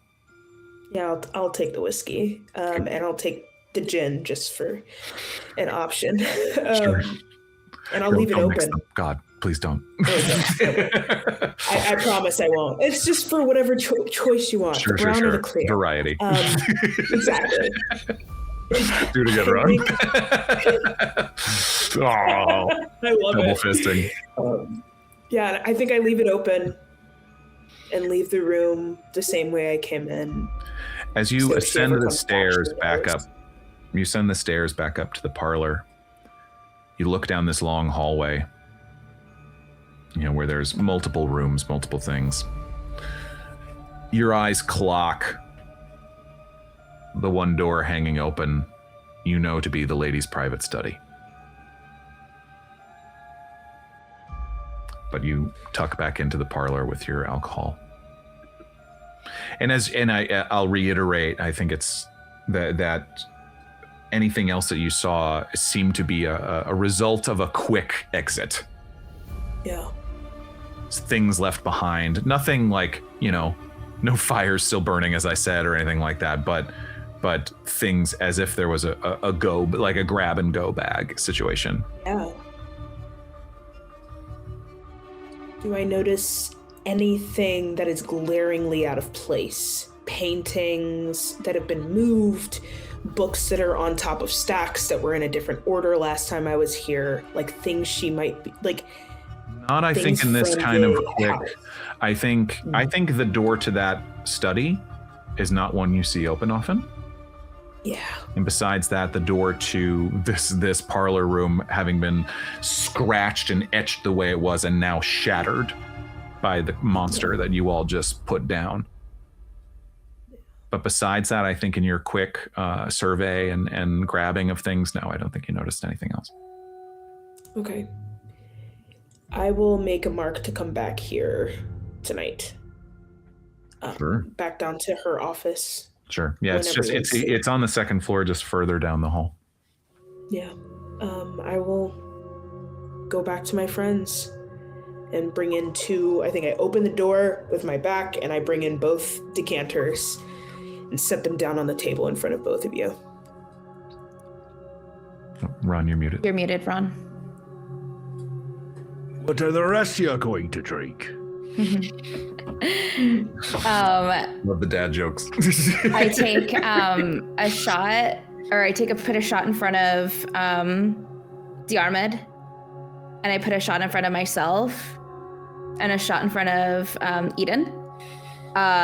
Clear, sorry. And I just shoot it back, and I say, I think there's only one way out of this, all of this. I think so too. Unfortunately, Diarmuid. What are you gonna say? Do you want to say it at the same time? Yeah, let's say it at the same time. Okay. Okay. 1, 3, 2. Yep. 2. Well, we'll start. We'll stop One. from 1. 2, 3. 3. Fake our deaths. Going Explosion. back. Going back. Yes. Yep. What? Only one way out. All right, so I think we should just make go our deaths and back through the through order of I actions. mean, look, none of them are mutually exclusive. Yeah, I just mean, order of These things can actions. go together. Yes. Okay. I'll explain. Oh, holy crap. I'll explain first, and then Yes, we you go can first. workshop. love this game. If I don't say it enough. So, essentially, if Lady Milligan is in with the people who have the back door to my mind, by the way, that's a thing, Diarmuid, that means that there's a lot of people who are in it, and if they think that we are alive, they're not going to stop. She has the police on their side, or her side. And That's so, the police. and My job. And she sent that monster to kill us. So what if the monster succeeded? What if the monster succeeded and we can go about our lives? How do we convince her? This is her house. She'll know something's wrong. How do we get 3 bodies? If not 4, to make sure that we cover Lorelei too. Well, I hate to say this out loud, but I do believe that Lorelei not knowing Lady Milligan's secret, or Milligan not knowing her secret. Actually, wait. Technically, we only need 1 body. You, Diarmuid. We're not going to kill you. You're alive. But she only saw you. She doesn't know the rest of us are aware. So, technically... How is an explosion involved in this? Yes. I'm thinking about this house. Getting rid of this house. Because it is harder to identify carbon than it is to identify a body. That Shid has a lot of mass. We could, in theory, incinerate the Chid in an explosion, and your blood is everywhere. So if it's the 1920s, if only they had, technology to discern blood, but they don't now in history. there's an incredible. I always think of there's a John Mulaney bit from his stand-up or something. It's like what investigating before DNA must have been like. It's we've got a pool of the murderer's blood out in the hallway. Gross. Clean it up. Anyway, back to my hunch. I mean, think of how many crimes we Murders. don't already solve and have DNA, let alone don't have DNA. Right. Anyway, ew. But we take everything we need out of this house, anything that is relevant to whatever she is interested in. And I'm so sorry, Eden, but I have no choice but to be clinical about this. I have no emotions about this anymore, because this is beyond anything that she could be a very nice woman, but also she poisoned Diarmuid. Do you understand, the dichotomy there? So, your memories do not go away. They are still valid. I am terrible at comforting in this moment, but please don't listen to the tone. Listen to the words, okay? The words are good, tone is bad. Okay? All right? Yes, I understand. Not So to then- make this more difficult, but my job is probably also involved. I'm sorry, you kept saying that, and I kept not hearing it. What do you mean?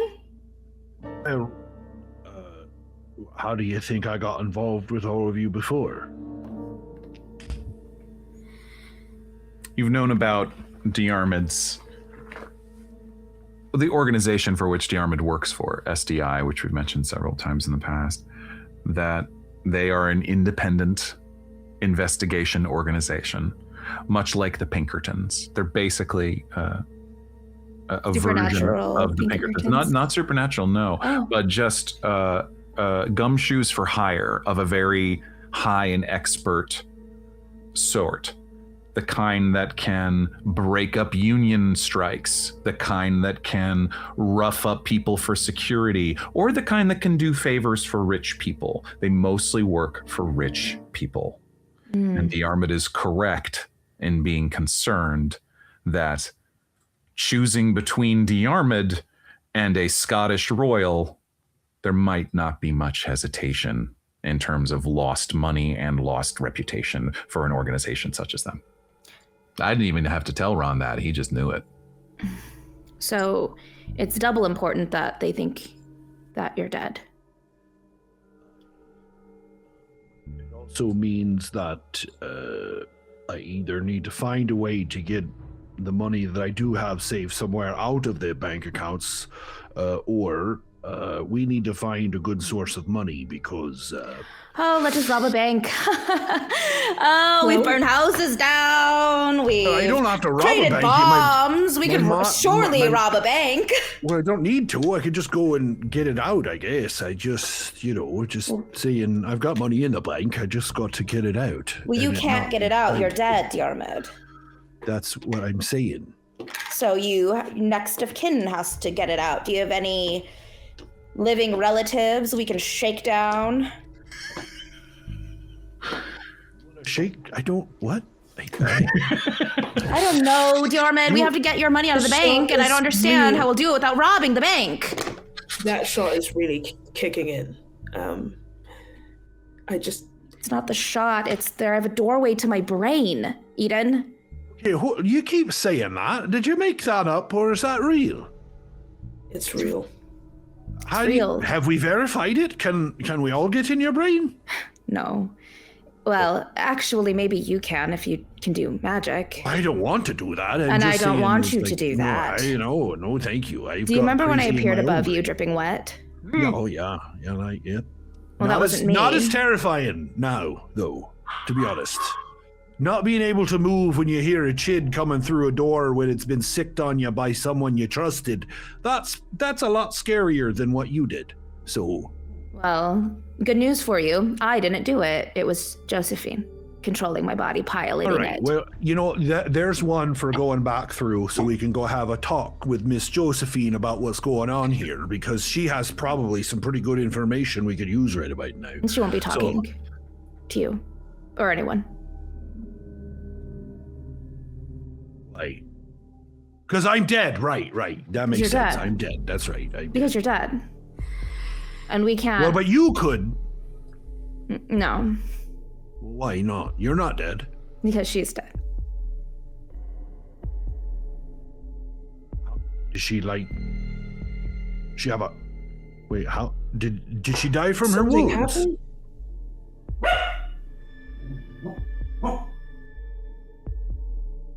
She is dead in her hospital bed. It'll look like natural causes. So... I guess we should rob a bank. You know what? Good for you, girl. Good for you. You did what I told you to do. Well, not that I told you to do, but you did a thing I would do. That's a better way to say it. Sorry, I'm a little low on blood. If you hadn't, I am also realizing now that when you're low on blood and you drink alcohol, that's Yep. That's a better way to drink alcohol. I don't have the one That's why shot. I gave you a single shot. Yeah, and it's not the only whole one. Bottle. Just need one. No, but before, so our conversation, as you can imagine, escalated. Essentially, she told me that she was under the tutelage of Memphis and learned a many things from him, including creating doorways and pathways into the ether and into vessels. She said to me that her vessel, her body, is worse for wear, and she's excited for a new one. So you can imagine my reaction to that and my need to act swiftly before I lose my faculties. Yeah. However... Defense. It was your self-defense. Clearly. Yes, but she's not the only one who can do it.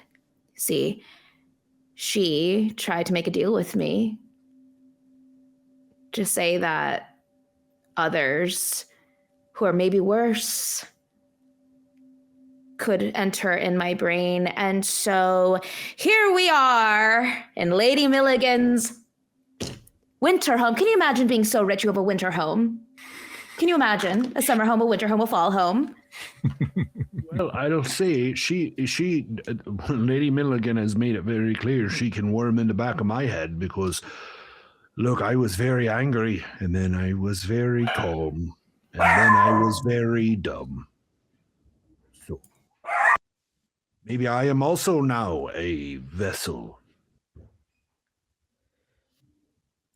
Are you a vessel because you are poisoned? Or by spells? Or are you blacking out? Because if you're blacking out, you need to tell me, Diarmuid. Oh, I didn't black out so much as go dumb and couldn't move. It was like I was in a dream state and sleep paralysis. Sort of what it felt like, except like half awake. It's clear in how he's describing it that is not what you experienced. I see. Well, Lady Milligan is in on it. And who else might be in on it? The magic shop owner. He is not in on it. He is dead as well. Not from me. From likely Josephine.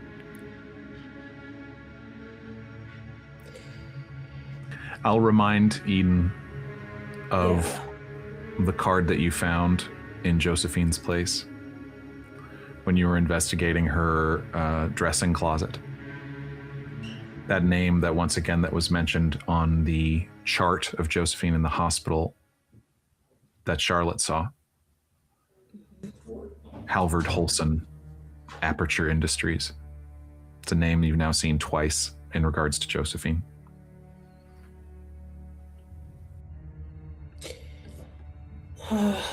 Well, I know his name if the magic shop owner.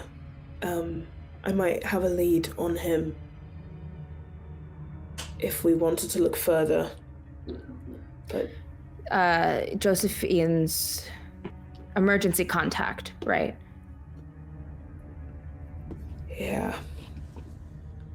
But, I mean, we've seen magic do peculiar things. Is it possible to just, I don't know, look in on it? Or not, if I have his name, is it... Talking about, like, scrying? I don't know. There's a...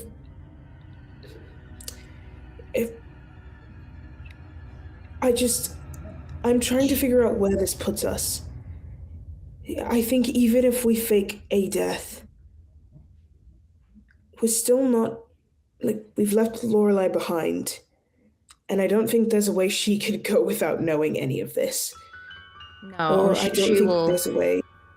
She'll have to eventually. Could call her, right? We could call her from here. And let her know all this stuff and what's going on.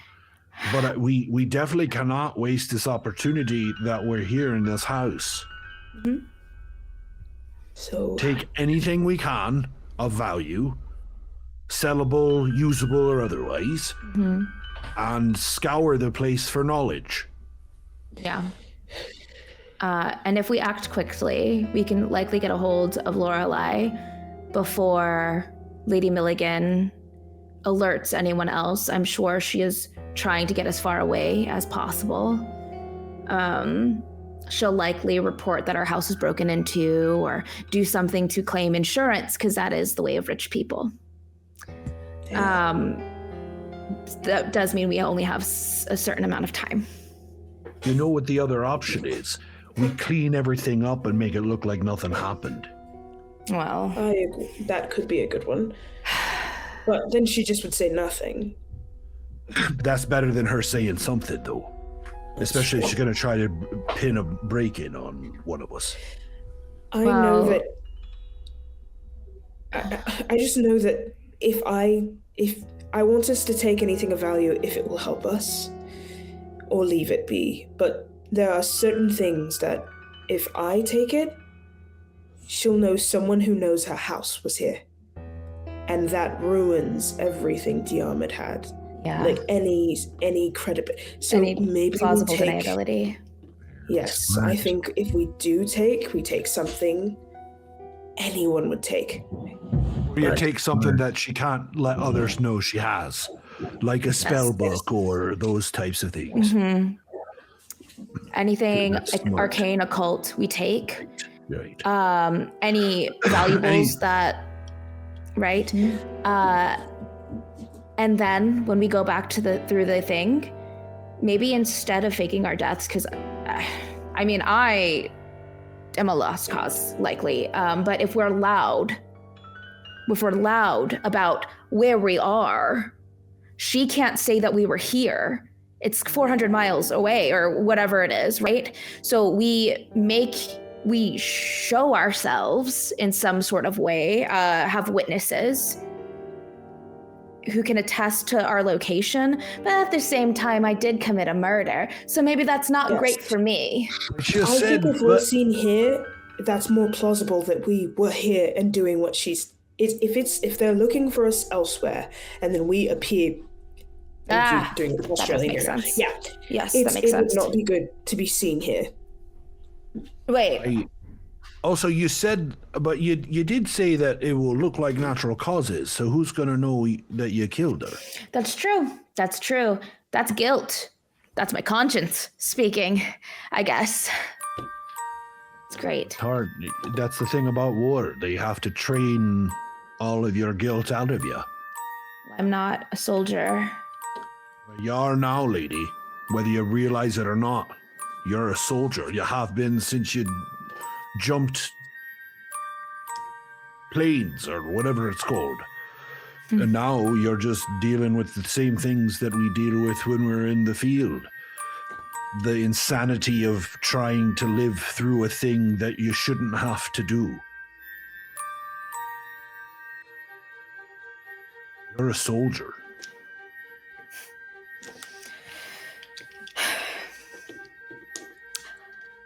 What should we do? Well, I think we definitely, and maybe it's just because I'm an agency man, but and an investigator, but that's what I think we need the most right now is a one-up on intelligence. We're behind, and we need to figure out something to give us some sort of. We're shooting in the dark right now. Where does Lady Milligan? She what is her a reading room, her bedroom? Let's go rifle. You know. I agree. Let's do some rifling. Diarmuid, I think you stay here and rest, and I'll bring things to you so you could read them while you're sitting, so you're not just sitting. I know. Bring me spell books and military intelligence stuff. Okay. And also pick one of the glasses. Don't do both. No, I'm moving this away from you. You've won. You're good. Yeah, I'm very good. Yes. I think I have more alcohol in my bloodstream than I do blood. Yeah. Yeah. So, I hope to never understand that statement. Well, the rest of it's just pure rage, honestly. I might appear calm, but I am tearing trees from the ground. In my mind. Well, we will leave you. I put a pillow under him a little bit and I pat it when he says in my mind. Poker. Leave me that metal poker when you're lettered. I might need to get some anger out and I don't want to break my knuckles anymore. I see. I'm gonna put together as the Chid remains dead and covered with a drop. He does sort of a side eye the Chid on the ground over there when he says this about. I hand you the poker. I push the Chid closer. I'm good for now. Thank you. I don't want you to see this. So, anyways, this is my comfort. Like, the two of you leave Diarmuid lazily thwacking with his program. And you step out into the hallway of the upstairs hallway of this beautiful home. Charlotte, you're first. I mean, you entered through the cabinet, so it's still a little disorienting as you try to start to place yourself in this house. The hallway stretches ahead to your left with a high plaster ceiling and tall windows that look out over the dark Scottish countryside. And as I mentioned it before, and you see it also, almost all the doors are closed, except there is one hanging open about 20 feet down. The house is very quiet. And Eden, you would know that up here there is the ladies' master bedroom, several unused bedrooms, bathrooms, things for company or events that are just simply not being used right now, mostly. There's a few rooms that, and if there's anything specific that you're looking for, I mean, you would probably know where to find most of it. Let me know if you have in mind anything extraordinary. But yeah, you probably didn't come up onto this floor that often, though. Yeah, no. I think the most specific thing. I mean, I think I'm looking for spell books. I think I'm looking for... I don't know the shape of all things arcane, but right. I think that I'm looking for things that Lorelai and Charlotte would be, like, eyeing, basically. So, like, specific kinds of leather, those kinds of things.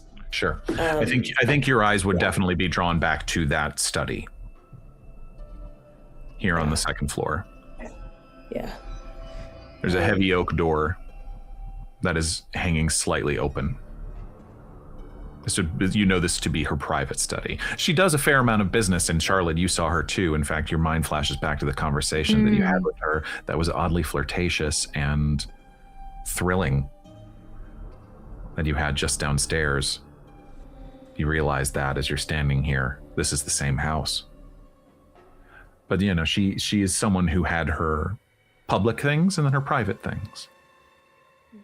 And never the twain shall meet.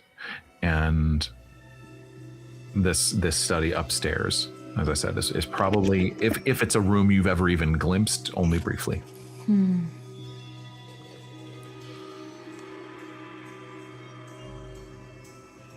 step down in that direction? Yeah, I think I'll step and, like, open the door and go in. Sure. Yeah, I'm with you. It opens with a slow creak that seems very loud in this very quiet house. And inside the room is dark, even for this dark house. You can tell that your eyes adjust, and there are thick velvet curtains that have been drawn most of the way across the tall windows. There's a large writing desk that dominates the center of the room, its surface neatly arranged but clearly well used. There's an inkstand and a brass letter opener. No, actually, I will say the letter opener is missing. Yeah. And ledgers are stacked in careful piles on one side. Several drawers sit slightly ajar, both from the desk and from a credenza off to one side, as though someone recently searched for something in a hurry. Once you're inside, the walls are lined with tall bookcases, narrow filing cabinets, shelves crowded with documents. Both of you make me a spot hidden roll, please. Yeah. You have bonus dice if you'd like to use them. I'll use one. You have a bonus die from HH. We got people having fun with names now. HH. Yeah, living in Chicago, that's so scary. Could it be Howard Hughes? H.H. Holmes, the serial killer from Chicago at the time of the World's Fair in the late 1800s? I don't know. True. I think about that often. HH only gave me an extreme success. Extreme. Nice. Oh, I got a I got a 44 under 75. Double H, Triple H's brother. Yeah. Sorry. I'm obsessed with you. He's rolled a minus 13. 1 H. Didn't quite reach that level. God, so good. Sorry, did you use a bonus die as well, Lexi, or no? Oh, yes. Okay, you have, and your But- bonus die was from Angel Devilson. Oh, thank you, Angel Devilson. I rolled a 44 under 75. Nice. Okay. Charlotte, there's a lot. Old correspondence, leather-bound account books, faint smell of aging paper and dry ink. It's kind of just starting to, but you can already tell the drawers that are hanging open. And as the Diarmuid described what happened, you think that she probably seemed to grab some things in a hurry. But your eyes go towards the back of the study, where a smaller cabinet stands apart from the rest. Plain, which makes it stand out in this room of beautifully adorned furniture. Its drawers are labeled in neat handwriting, though the ink is faded with age.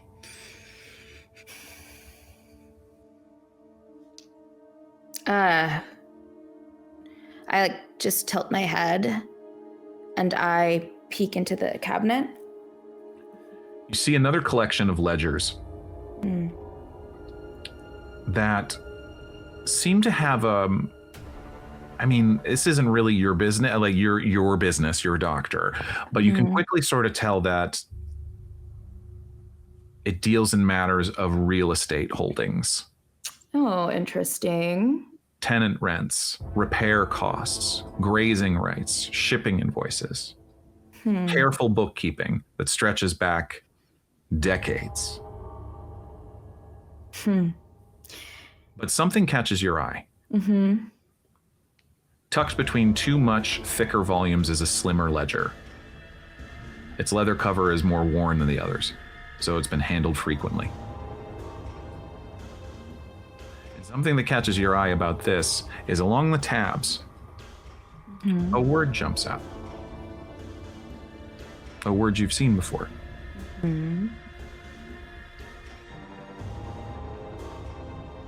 Halosay. That name of the island with the lighthouse. From inside the security deposit box kept by Eden's father. Now, this is just one of many holdings. You see mention of a flat in of a flat building in Cardiff, Wales. You see a warehouse in Istanbul.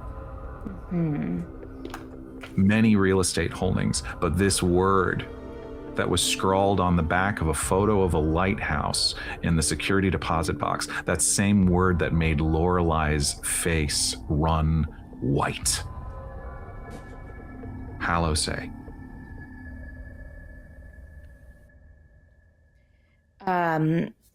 I open that ledger and I'm trying to see, is this, does she own it?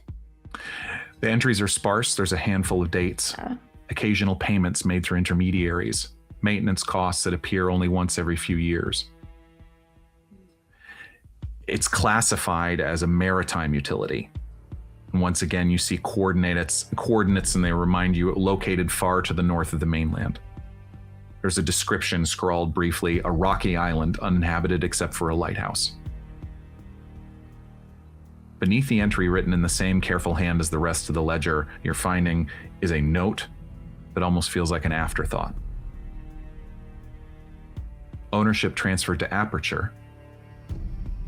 Do not include in standard estate summaries.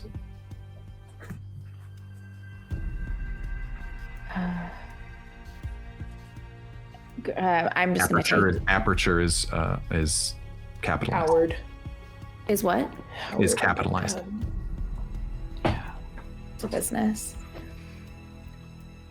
I'm going to take these documents down. I mentioned them to Eden. Yeah. Halosay. All roads lead to Hellas, huh? I suppose. But even so, as I say, this is one tab in the midst of many. You do get the sense that this ledger seems to all be connected to this aperture of several holdings. Did I take that card? You did. So I think I'll just pull it out of my pocket and set it down on the folder so you can see like the Aperture, the Howard Holson's name and Aperture Industries or Aperture Industries Limited, yes. Industries Limited. And it's a very plain black and white business card. Halvard Holson. Halvard, not Howard. It's a Norwegian name. Oh, I see. Yeah, I just thought that was Josephine's emergency contact. I didn't know he was. I missed that in the chaos.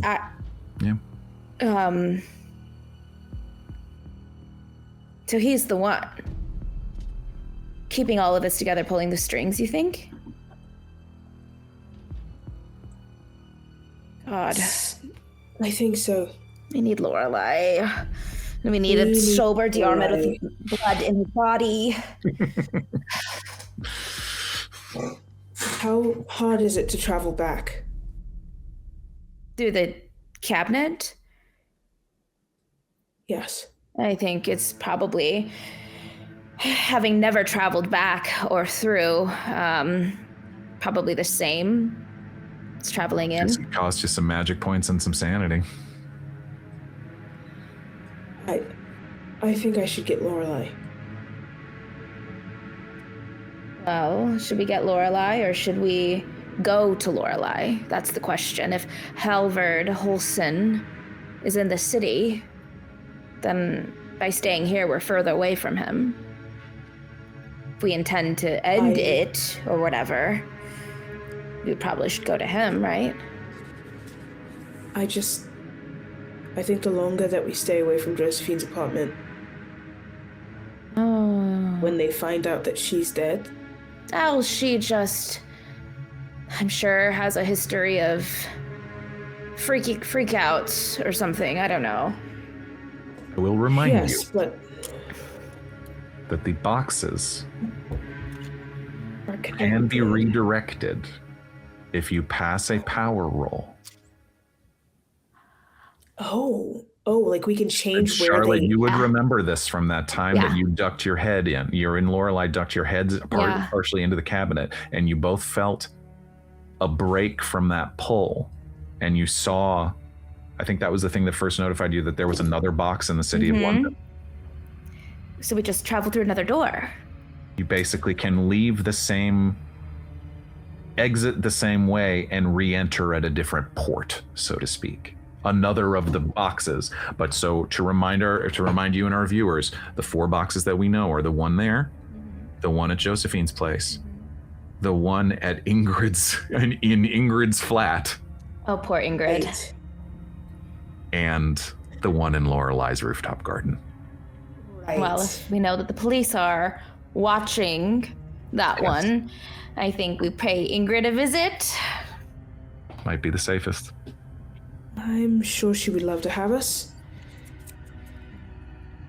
Provided she hasn't destroyed the box. Certainly would probably be, yes.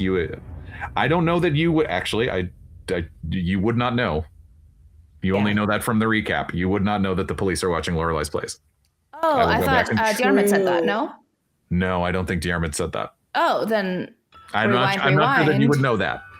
Yeah. Okay. Yeah. If that's not but something also, that we know. is it reasonable to think that you all snuck her out from under police thing, that there might be some heat on Lorelai? That is reasonable to think.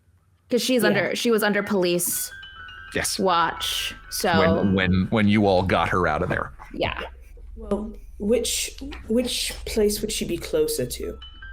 Which place would Lorelai be closer to? Yeah. Closest to her own place, though not far from Ingrid's. Okay.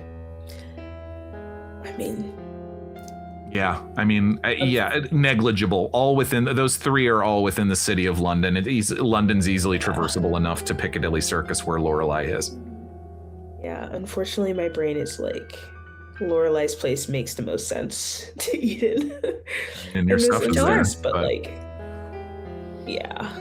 Ugh. Well, if we don't, There's a chance that some of you fail and end up back at Josephine's whether you want to or not. There is a chance for that, I will remind you. But it's a rooftop garden, it is. right? Okay. So, if I'm to rewind a bit, I just say where the boxes are. Mm-hmm. So, where do you think we should go, Eden? I mean, we want to get Lorelai. Yes. We know how to get to Lorelai from only a few places, correct? Like the hospital, Lorelai's place. Well, Lorelai is with the medical examiners. Right, but I think if we're not taking Diarmuid, then we have to be able to find our way, and I think we know We should take Diarmuid. We should all go. We should all leave if we're gonna leave. Can he do that? I just feel going. I'd rather carry his corpse than leave it. All right. Put it that way. Sure. And I'm sure he'd feel the same. I'm sure I'd he'd hope rather that he'd feel the be same with us. if I were in this a similar position. Okay. Then I think we take him with us. We can also ask him. He's a little loopy, but he might. I don't think he wants to. I mean, yes, let's absolutely ask him. But if I were him, I would not want to be by you know who down there, all dead and stuff. Right. Yeah. You're taking the ledger with you, I assume? Okay. We got to, yeah. Is there anything else on the desk? Or I mean, This just was in the- normal business dealings. If there's anything specifically that you're looking for, let me know. But what's an her, like, most expensive- undeniable sense of an established, secure businesswoman. Yeah. She is not a lazy royal, and you know that. Yeah. So I just want to Gotta like unlock. set the vibe. The way that Charlotte is, her swagger, her like lack of care about literally everything, it's like she's surly drunk a little bit, like how she's walking Yes. around and she's A lot of just that going doing around. stuff. Because she's been that way since she came into Josephine's house, right? Yeah, right. Yeah. I mean, it is maybe 2 hours ago that you smashed all the mirrors in just Yeah. So as Eden is looking at more documents, I am carrying the documents that I have decided that are the most important for me. And I'm going to wander into Lady Milligan's bedroom and I am going to start taking her jewelry. Every single shred of bracelets and gold and all of her jewelry. She's a royal person. She is rich. Roll me a luck roll. Thank you. So real. Let's get petty. Yeah, let's get petty. I'm on the lamb. I might as well act like it. What did you ask for? A luck roll. A luck roll. That is a 38 under 76. 38 under 76. Okay, that's a hard success. Yeah. Right on the verge. That's nice. Okay. Wow. You find 4 pieces of jewelry. Fantastic. I put them on my body. Wow. Just- You're not an appraiser. Do you have an appraisal skill at all? No. No. I mean, they look nice. All right. Nice. And I'll say with that hard success luck roll, you're able to find like there's probably, I mean, she probably doesn't have any costume jewelry. There's her day-to-day jewelry, and then you find at least 2 pieces of the good stuff. Great. Worth. Hard to say. You'll say you're pretty sure it's worth a few £1,000 Fantastic. if it is what you think it is. Nice. Take some of this, take some of that, put that on my bracelet, put that on my necklace, put that in my pocket.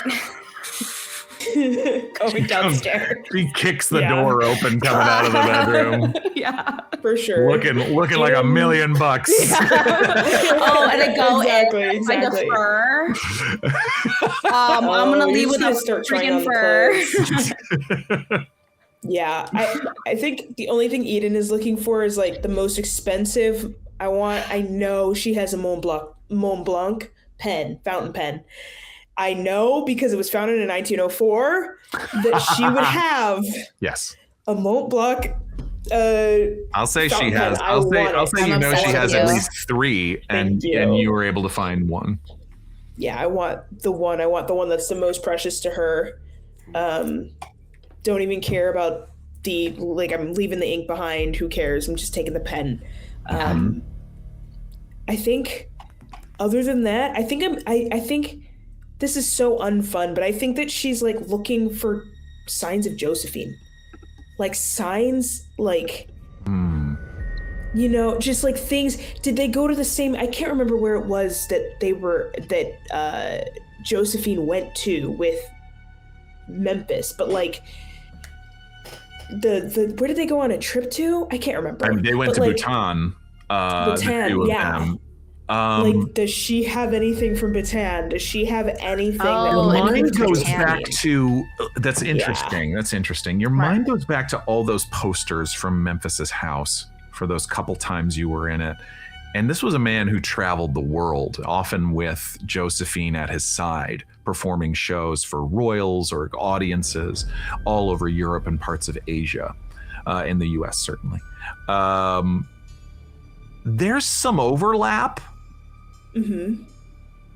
but nothing that jumps out. Yeah. Istanbul, for instance, that you said, like, oh, apparently she owns a warehouse in Istanbul. Yeah, okay. Like Memphis was definitely there. You know, like there's stuff that would be hard to parse, but could certainly be, but nothing that jumps out in that way. And as far as any other connections to Josephine, that's a very interesting question. And I don't think so. Yeah. Okay. I forget exactly what Diarmuid told you, but I mean, like, Diarmuid certainly saw that Lady Milligan did not seem to have any warmth toward that woman. Yeah. She was a dangerous property, a volatile chemical. Yeah. And Lady Milligan's smart enough to have clocked that pretty fast. Yeah.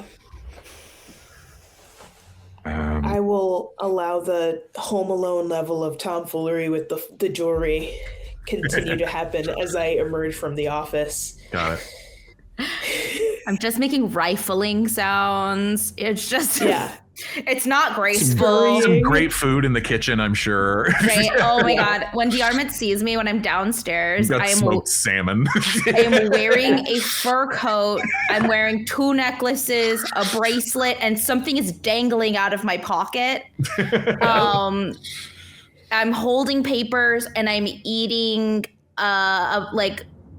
lox with a bagel. Yeah. I'm just popping. I just have the capers, and I am with the spoon, just like a little teaspoon too, like the tiniest little, most delicate teaspoon. I'm just like little salty. Poppers, or did I say capers? Are they capers, or is there a little jar of caviar that you find? No. Oh in the God, icebox? I don't think she would like caviar. I love that. I think she does like the saltiness of the caper.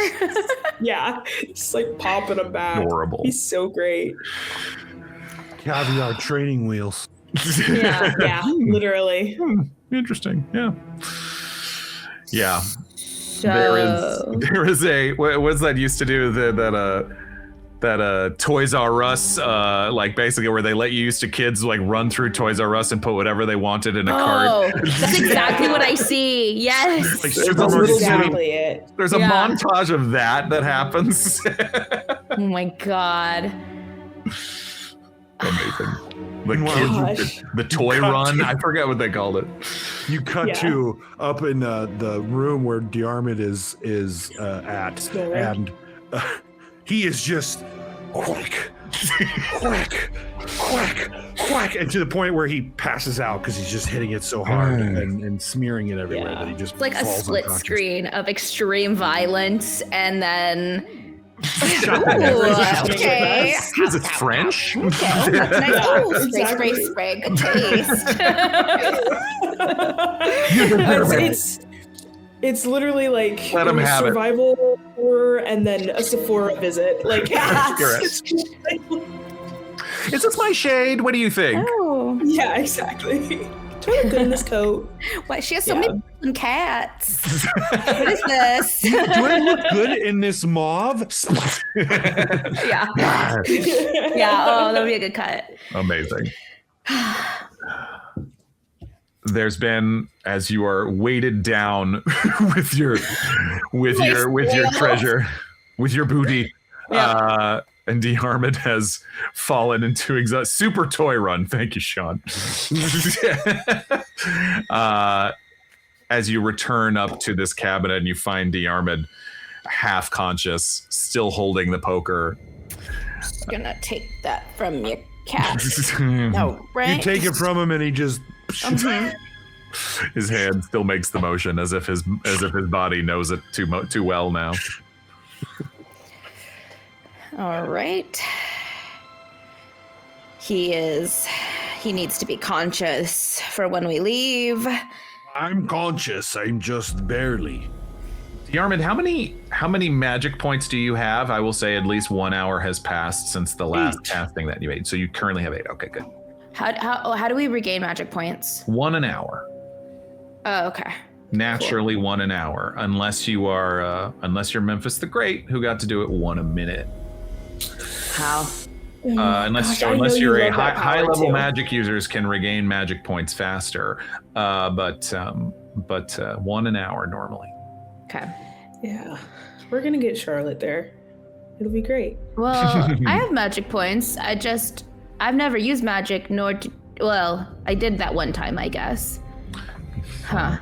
Exactly what the gate box does. All right, because we've used it several times now, and I just want to make sure that we're following the rules every time, because who knows when this stuff's going to come up. Assuming you're filling Diarmuid in on the plan. Yes. Diarmuid, wake up. I have pastrami. Wake up. Oh, I love a good pastrami. There you go. Corned beef, but better. Having just jumped through, all three of you, technically speaking, jumping through the cabinet does cost 3 magic points and 1 point of sanity. Yeah. We're going back through that thing then, is the decision. Yep, it is, because we can't stay here. You are covered in jewelry. Yes, I am. Did you get me any? Sure. God. Okay, great. We'll deal with it later. I'm just making sure we got more. We're gonna need the money soon. That's for you, boo. Oh, did any of you find any weapons or guns or knives or, killing instruments? Eden, I have a pocket full of a very expensive perfume. No, I don't think I... Eden, do you think you would have kept... do you go down to your room, for instance, during this montage? Oh yeah, absolutely. I think I just look and just solemnly open the door, and I would love to see what it looks like. They're like the 1920 equivalents of boy bands posters now. There's a poster of Zac Efron on the wall. There you go. 1920 Zac Efron. I was so it's like a Charlie foolish. Chapman. Yeah, exactly. Yeah. Dear gosh. I was so much younger then. I will say you have in this room not your favorite shotgun. Yeah. Not your favorite rifle, but a 12 gauge shotgun, which again, weirdly, I think I said this at some point earlier in the adventure. Shotguns did not count as firearms in England in the 1920s. I don't know. Yeah. That makes a lot of probably. sense. Yeah, a Yeah, I was 12 gonna say 12 hunting gauge shotgun. Yes, depending on the, and I can send you the stats for that. It's not your nicest, but it's one that, you know, it's your house gun. Yeah. I'll hang on to it then, and just during that montage, having found it, we've got something in the house. Does she have any like really expensive art we could sell on the black market? Her art is too large. She just has so many little cats. That's just strange. Tiny porcelain cats, a whole So she doesn't shelf have of any them. like, you know, I don't know, rich people art? I don't know what rich people art would be, but it's all large. There's a vase. It strikes you that Lorelei would be a Lorelei appraisal roll would be really We should great. call her on the She phone. would right love now. that. And she would love to appraise Call this her right on now. the phone. We'll just She's gonna be so describe mad to her actually that she didn't art. get to appraise anything. Long This is story. going to be the What lowest should we point of the steal? season. Which of these arts should we steal right now? Hang on, I'll video I'm chat just you. Wait, it's gonna- Yeah, I'm gonna 1923. describe them. I wish there was a technology that could show a video. It's a painting. Yeah, it's exactly. a painting of a hill. Upstairs to your roof. We'll be right there. We'll just It's a jump back pretty and forth. painting. Is it this one? Bloop. How about this one? No? Bloop. Bloop. And this one? Meanwhile, just losing just your magic lose points and sanity. How about this one? And just whip your head through it. Oh boy. Dumbest madness. Yeah, the Eh? dumbest insanity, eh? It's like What a about wedding this one dress when I light it on montage, but through a cabinet. I poured No. turpentine on this one. I mean, if anyone has any appraisal skill at all, I mean, you can try I could try. a low appraisal skill if you want. Look for things that are like ballerinas or, you know, swirly nighttime. Yeah, no, that's a Paintings. 97 Swirling over, a 97 painting. over 5. I think 97 over 5. Yeah, like there's no way You in the know, world. man. here's the thing. I don't mean to be a taskmaster. Okay. I don't mean to do that right now. Yeah. But I think we should just go through the cabinet now Okay. with all of our treasures. Grab what you can hold There we and go. let's scoot. Because this thing is starting to smell really bad, you guys. Yeah, I was gonna say. Where are we It going? didn't smell great to begin with. We, so there's many cabinets, I learned. Yeah. There's one, you know, we know that Ingrid has one. We know that Lorelei has one. Ingrid, We can't go to Lorelei, and Josephine's house. We Josephine. kind of wrecked it. So, going to Ingrid's then? Yeah, I mean, I don't want to like get her mixed up into it, but like at this point, I don't really care anymore because I don't think it matters. Wait, is it at her It house? does. Or is it? Oh, it is at her house. It's at her isn't it? house, but she might know might- stuff too. Well, what if we? Well, I guess Lorelei's is I'm the not only option. misremembering that. There were 2 in Harold's apartment. Yep. You guys took one that night Yep. and brought it with you to Lorelei's, and then the other It's at Ingrid's. was taken to Ingrid's. Yes. Okay. That I'm not. Yeah. I It have was that. at what's his face house. Yeah. They were both at Harold's, and Yeah. because they you know, you We didn't want the implored him police not to get use them. anymore. Correct. Yeah.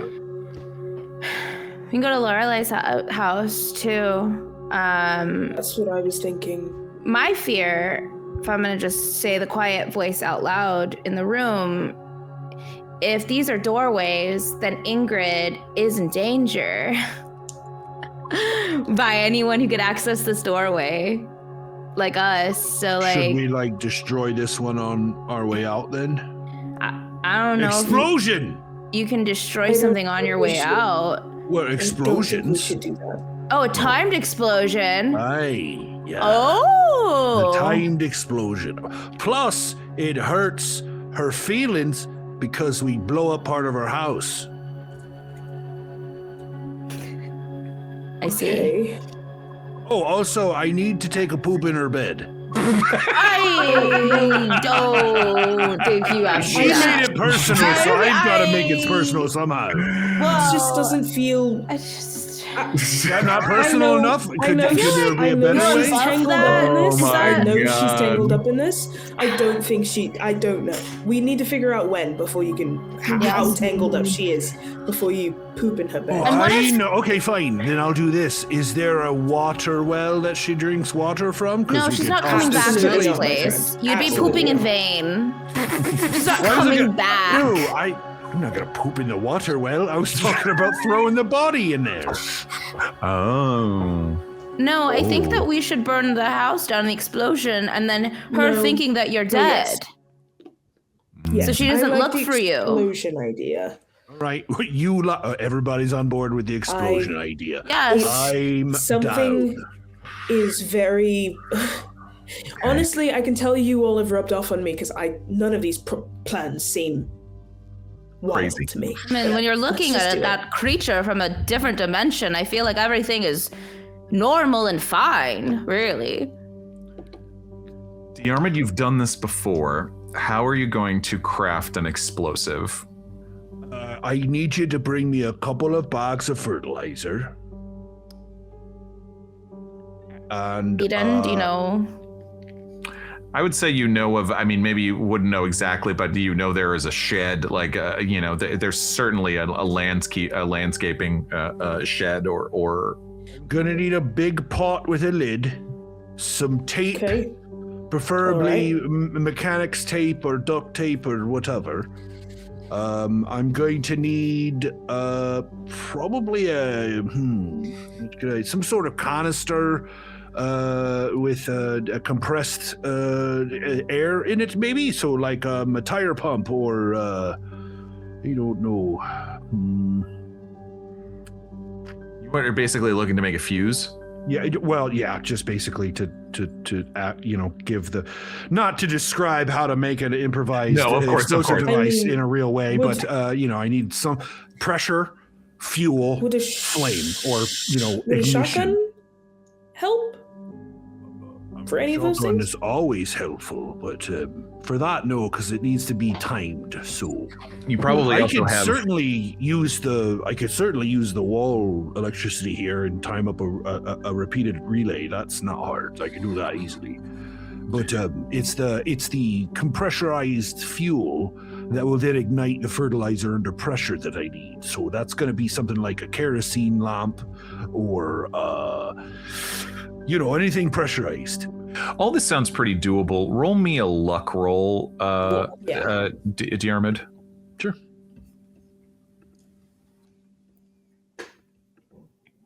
And you did something similar back at the golf club, so Yeah. no, it never went off, sadly.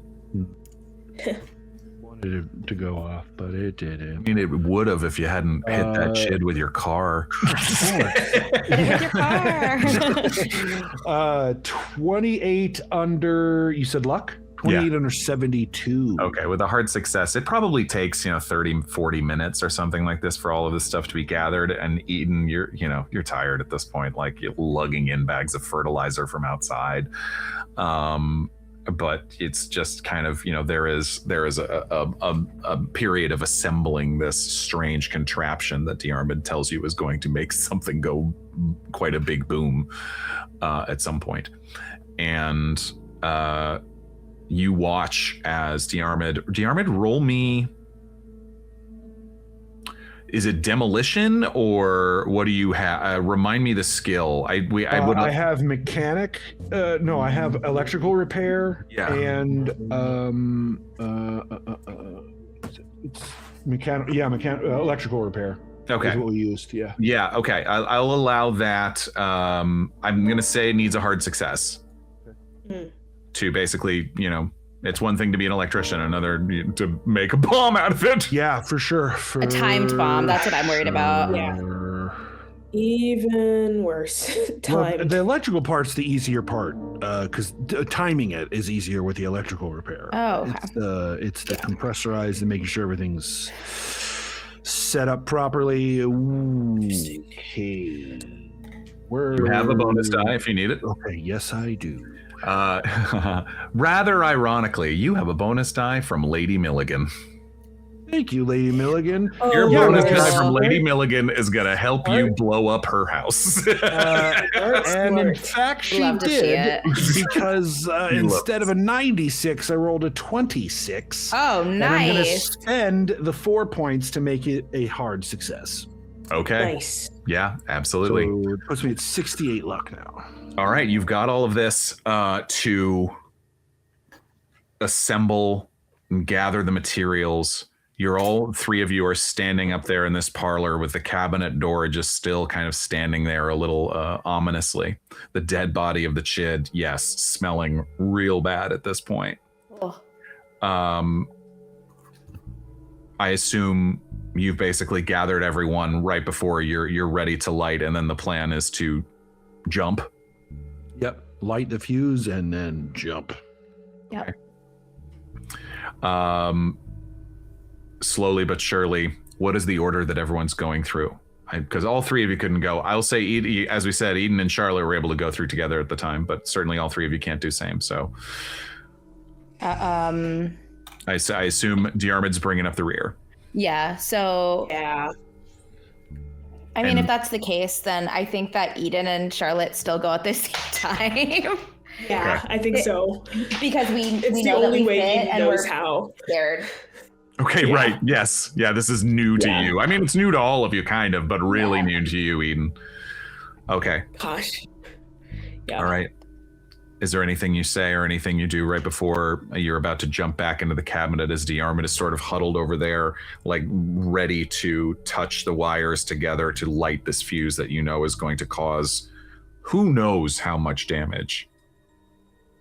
Diarmuid himself doesn't seem to know that much. I used as much of the fertilizer as I could and stuff into these here, duct taped, pressurized pots, but could be pretty the room, sure- could be the mile. I don't know. You're pretty sure that at the very least, that if this goes off correctly, the Chid will be destroyed and the cabinet will be destroyed. Which is what we want. That is, I assume, Yeah. what At the they're looking least. for. Yeah. That is our Yep. least amount of gold. If there's bigger explosion and it blows up bonus. more, great. Bonus. Okay. Bigger insurance check. Just kidding. Exactly. Okay. Eden and Charlotte, you take hands once again, this time with a little more jewelry hanging off of Charlotte.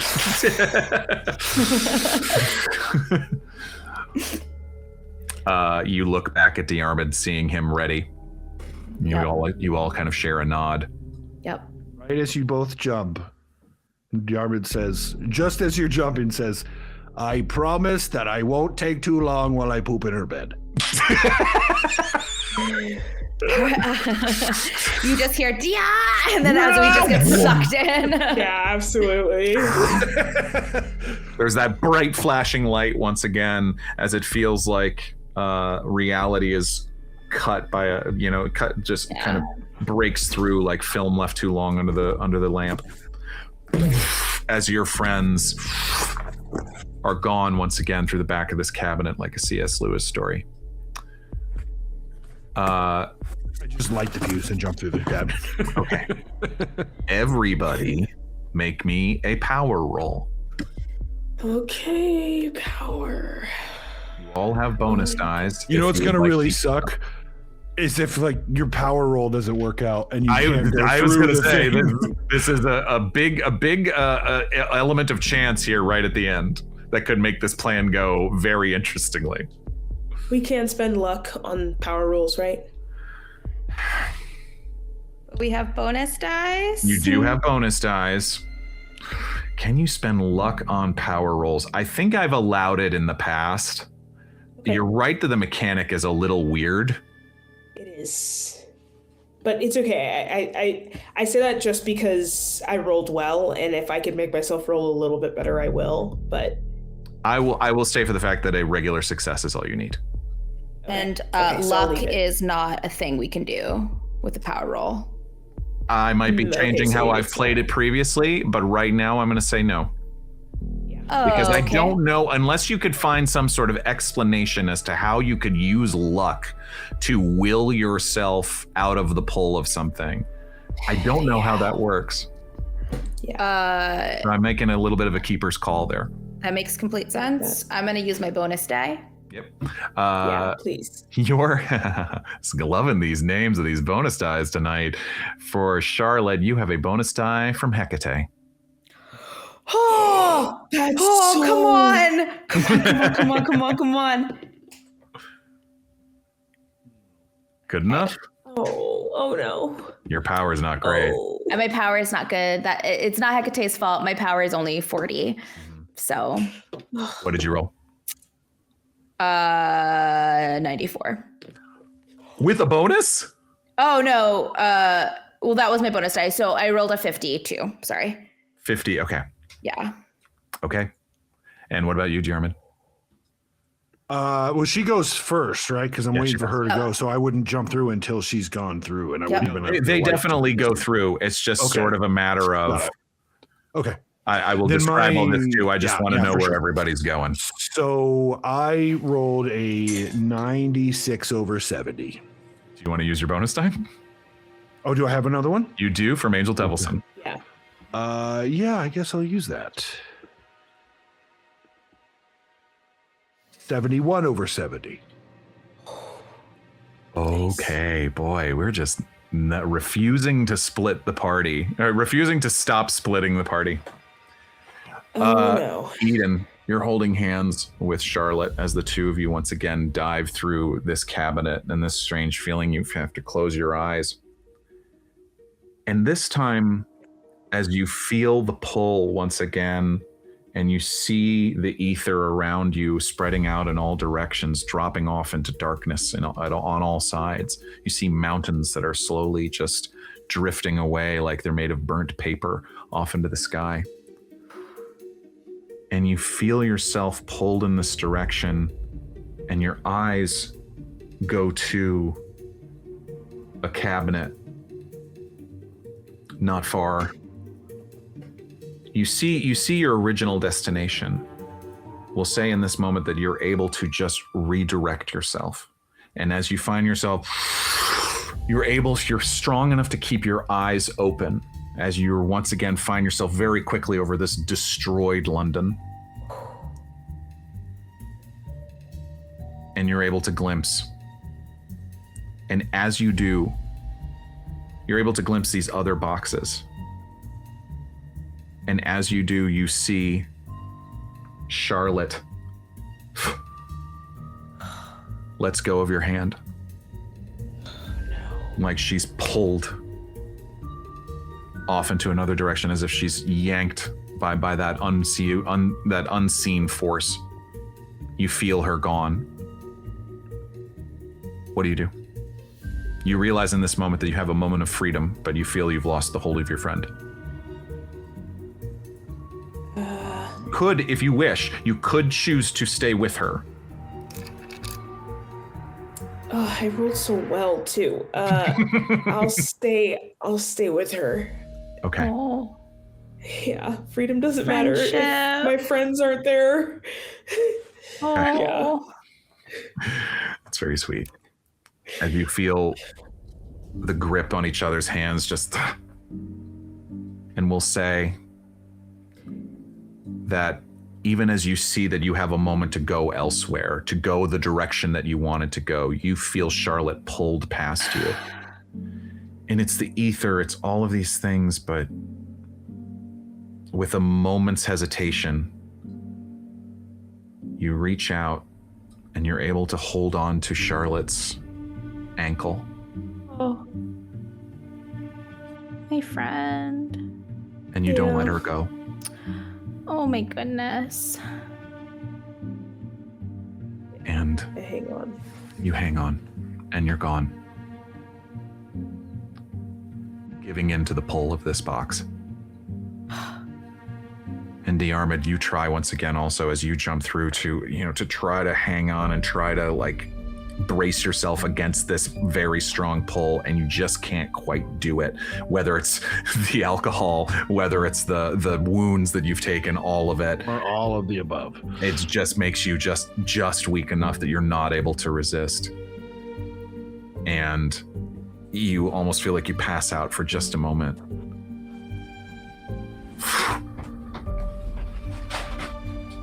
And the three of you come to crashing onto broken glass of the floor of Josephine Lynch's apartment. And that's where we're going to stop tonight. Oh boy. Wow. Oh my gosh. Oh my gosh. Yeah. Whole lot there. I love these faces. I love Megan. You make these faces. Good stuff, my friend. Good stuff. We have a short rest coming up after this, but we like to end every episode with the reading off of certain higher level Patreon names in the styles of their choosing. Boy. Let's take a deep breath.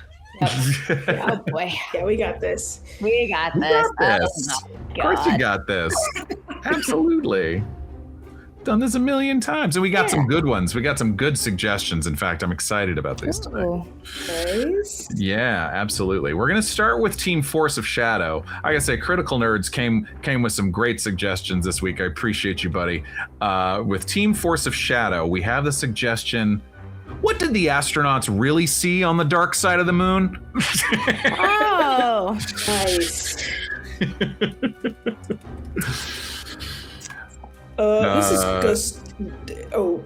Go ahead. Go ahead. This is Houston. What do you got up there? Houston, well, we do surely have a problem. We're on the dark side of the moon. Wow, that is amazing. You are the first. You are the furthest to see it. Control here's taking a Lincoln break. We're all so excited for y'all. What are you seeing up there? Please, the world can't wait to hear. Can't wait to hear what you see on that dark side of the moon. So I got a buddy who's floating around. Did you hear what he said the first time? Because he's I'm sorry. I don't think I did. I think I'm nuts. Oh, okay. You're not suffering any space madness, are you? so hi there, Miranda online. So we found the black Kakari on this side of the moon. The and what? Devin Miranda took a bite of it. Wait. What? Why are you telling on me? I said that I would never tell about your Idaho Judd, okay? And you're out here snitching on me for eating rocks? Hey, listen, y'all, I don't want you to interrupt you in the middle of a fail waffle or anything. I just want to remind you that the world is watching. Oh. I'm a gateway guy. What was that? He's coming back again. He's going So past when my you soul. gateway guy. took a bite out of the black Kakari that you found on the dark side of the moon, are y'all using metaphors or what do you mean? For the sake of the world, we're gonna abracadabra the feed Okay. right now. Did you get that, Houston? Did you get? Why don't you check back in with a few? Just Surprise! The world's flat. That's the part that you... Henry! That's not supposed to get out. Hey, Close school feed, close kids, feed. you know, space is the darndest place. The world's not flat. Incredibly voluptuously round. It's Voluptuously round. That's what I love for my Earth. She took Yes. a bite out of Round. the, like what? Yeah, the black Akari, just a Incredible. whole chunk. Oh, You're telling on me, I'm eating rocks. just like, I mean, listen, you're in space. Sure. yeah. Human laws don't matter anymore. Absolutely. That's Teddy. how it works. A Yep. rock and I a can space laws on float. I can float and eat food this way? Yeah. That's right. Human laws Yeah. are. I don't have to hear you, Mom. First thing I'm doing. I'm in space law now. Literally. There's sea I'm law. one of There's I am space law. I am one of maybe 40 people who have been in space in the history of the entire of history that we know Yeah. of. So Oh, right. Okay. I see what you're saying. laws do not apply Laws to me. don't Yeah, matter. For sure. No. All right. Well, thank you, Team Force of Shadow. Thank you for Now, Force with of Team Shadow. Force of Light, What a great we have one. a suggestion from Angel Devilson. Getting ready for a convention, but can't decide who to cosplay as. So I was thinking about doing something moody, you know. Of course you are. Yeah. What does that I'm mean? sorry. I mean, I love your moody. I love your black hair, and you know. Like, Thank you. Also, like, you're kind of always moody. It's sort of a Breba, you know, like. Well, I just feel like the world needs a little more Fenderil in it. You know, I can't argue with that. I mean, what about, you know, but City Racing Girl was kind of bright and happy, you know, is that? No, Okay, all right. I can't do City Racing Girl. Okay, fine. You're right. It was a stupid suggestion. No, hey, stop! Don't say that to my friend. You're not stupid. You're nice. You're just sometimes a little unbearably loquacious or whatever. Yeah. Fair. I was thinking about just going as the Marvel superhero Just Jules. We're like, No, that's a clothes, great one. Just Jules. That's fantastic. Yeah. Just Okay, but the what cover, variation? no clothes. That's really good. They really don't need more, Tua masks. They need more. Okay, well, I can't be Just too a Jules. mask anymore, I guess. It's Right, off but my when- list. But if you go as the dungeon speedrun variant of the Just Jules, like when she, had the different hair that's and she had the so red cute. costume, that was That would so be great. so tea. Yeah. That's Absolutely. kind of, really great. Yeah, that's Can so I just good. say, Red- I it was looks going to so go as good in that. Ghostbusters Quick Response Unit, Oh, but that'd my be- proton pack is broken. Your proton pack's Oh broken. I my can fix it for you. Don't worry gosh. about really? it. Oh, Yeah. thank you. I'm You have pretty extra sure they hot have glue? like a. I do. Well, I think that they have a Interesting. costume repair Yeah. stand at the start. At the Angel Devilson. Yeah. Yeah. Go to your section. local library. They have a makerspace, guaranteed. Wow. Libraries are the best. Libraries are the Really? best. Do you ever feel They like really cosplay are. gives you permission to be someone that's different than yourself because yourself isn't great? Anyway. Yeah. Hey. Yeah. Yeah, And I what? learned that from Hey, Hey, I I the love love you. Devilson. Hey, man. Thank you. I will be Fenderil. You're right. Yeah. Yeah. Yeah. And I think you should. Yeah. And you're not Thank you, unbearably Team Force of loquacious, but sometimes you are. I mean, hey, thank you. Thank you for clarifying that. Just to be clear. Oh, thank you, patrons. Thank you, Team Force of Light. Thank you, patreon.com/The Dungeon Run. Thank you to everybody you make this show happen. Thank you to these players. Thank you to, I can't wait for the text thread where we tell Rachel what's about to happen. In the most cryptic way possible, so she's left guessing. What happened? Well, things, plenty. Too much and too many. Amazing. But thank you, friends. Take care of yourselves. It's a stressful time out there, so make sure you hydrate, make sure you're getting enough rest, and make sure you're not doom scrolling too much. Love you, friends, but take care of yourselves, and humankind, be both. Be both. Be bold. Bye, everybody. Bye.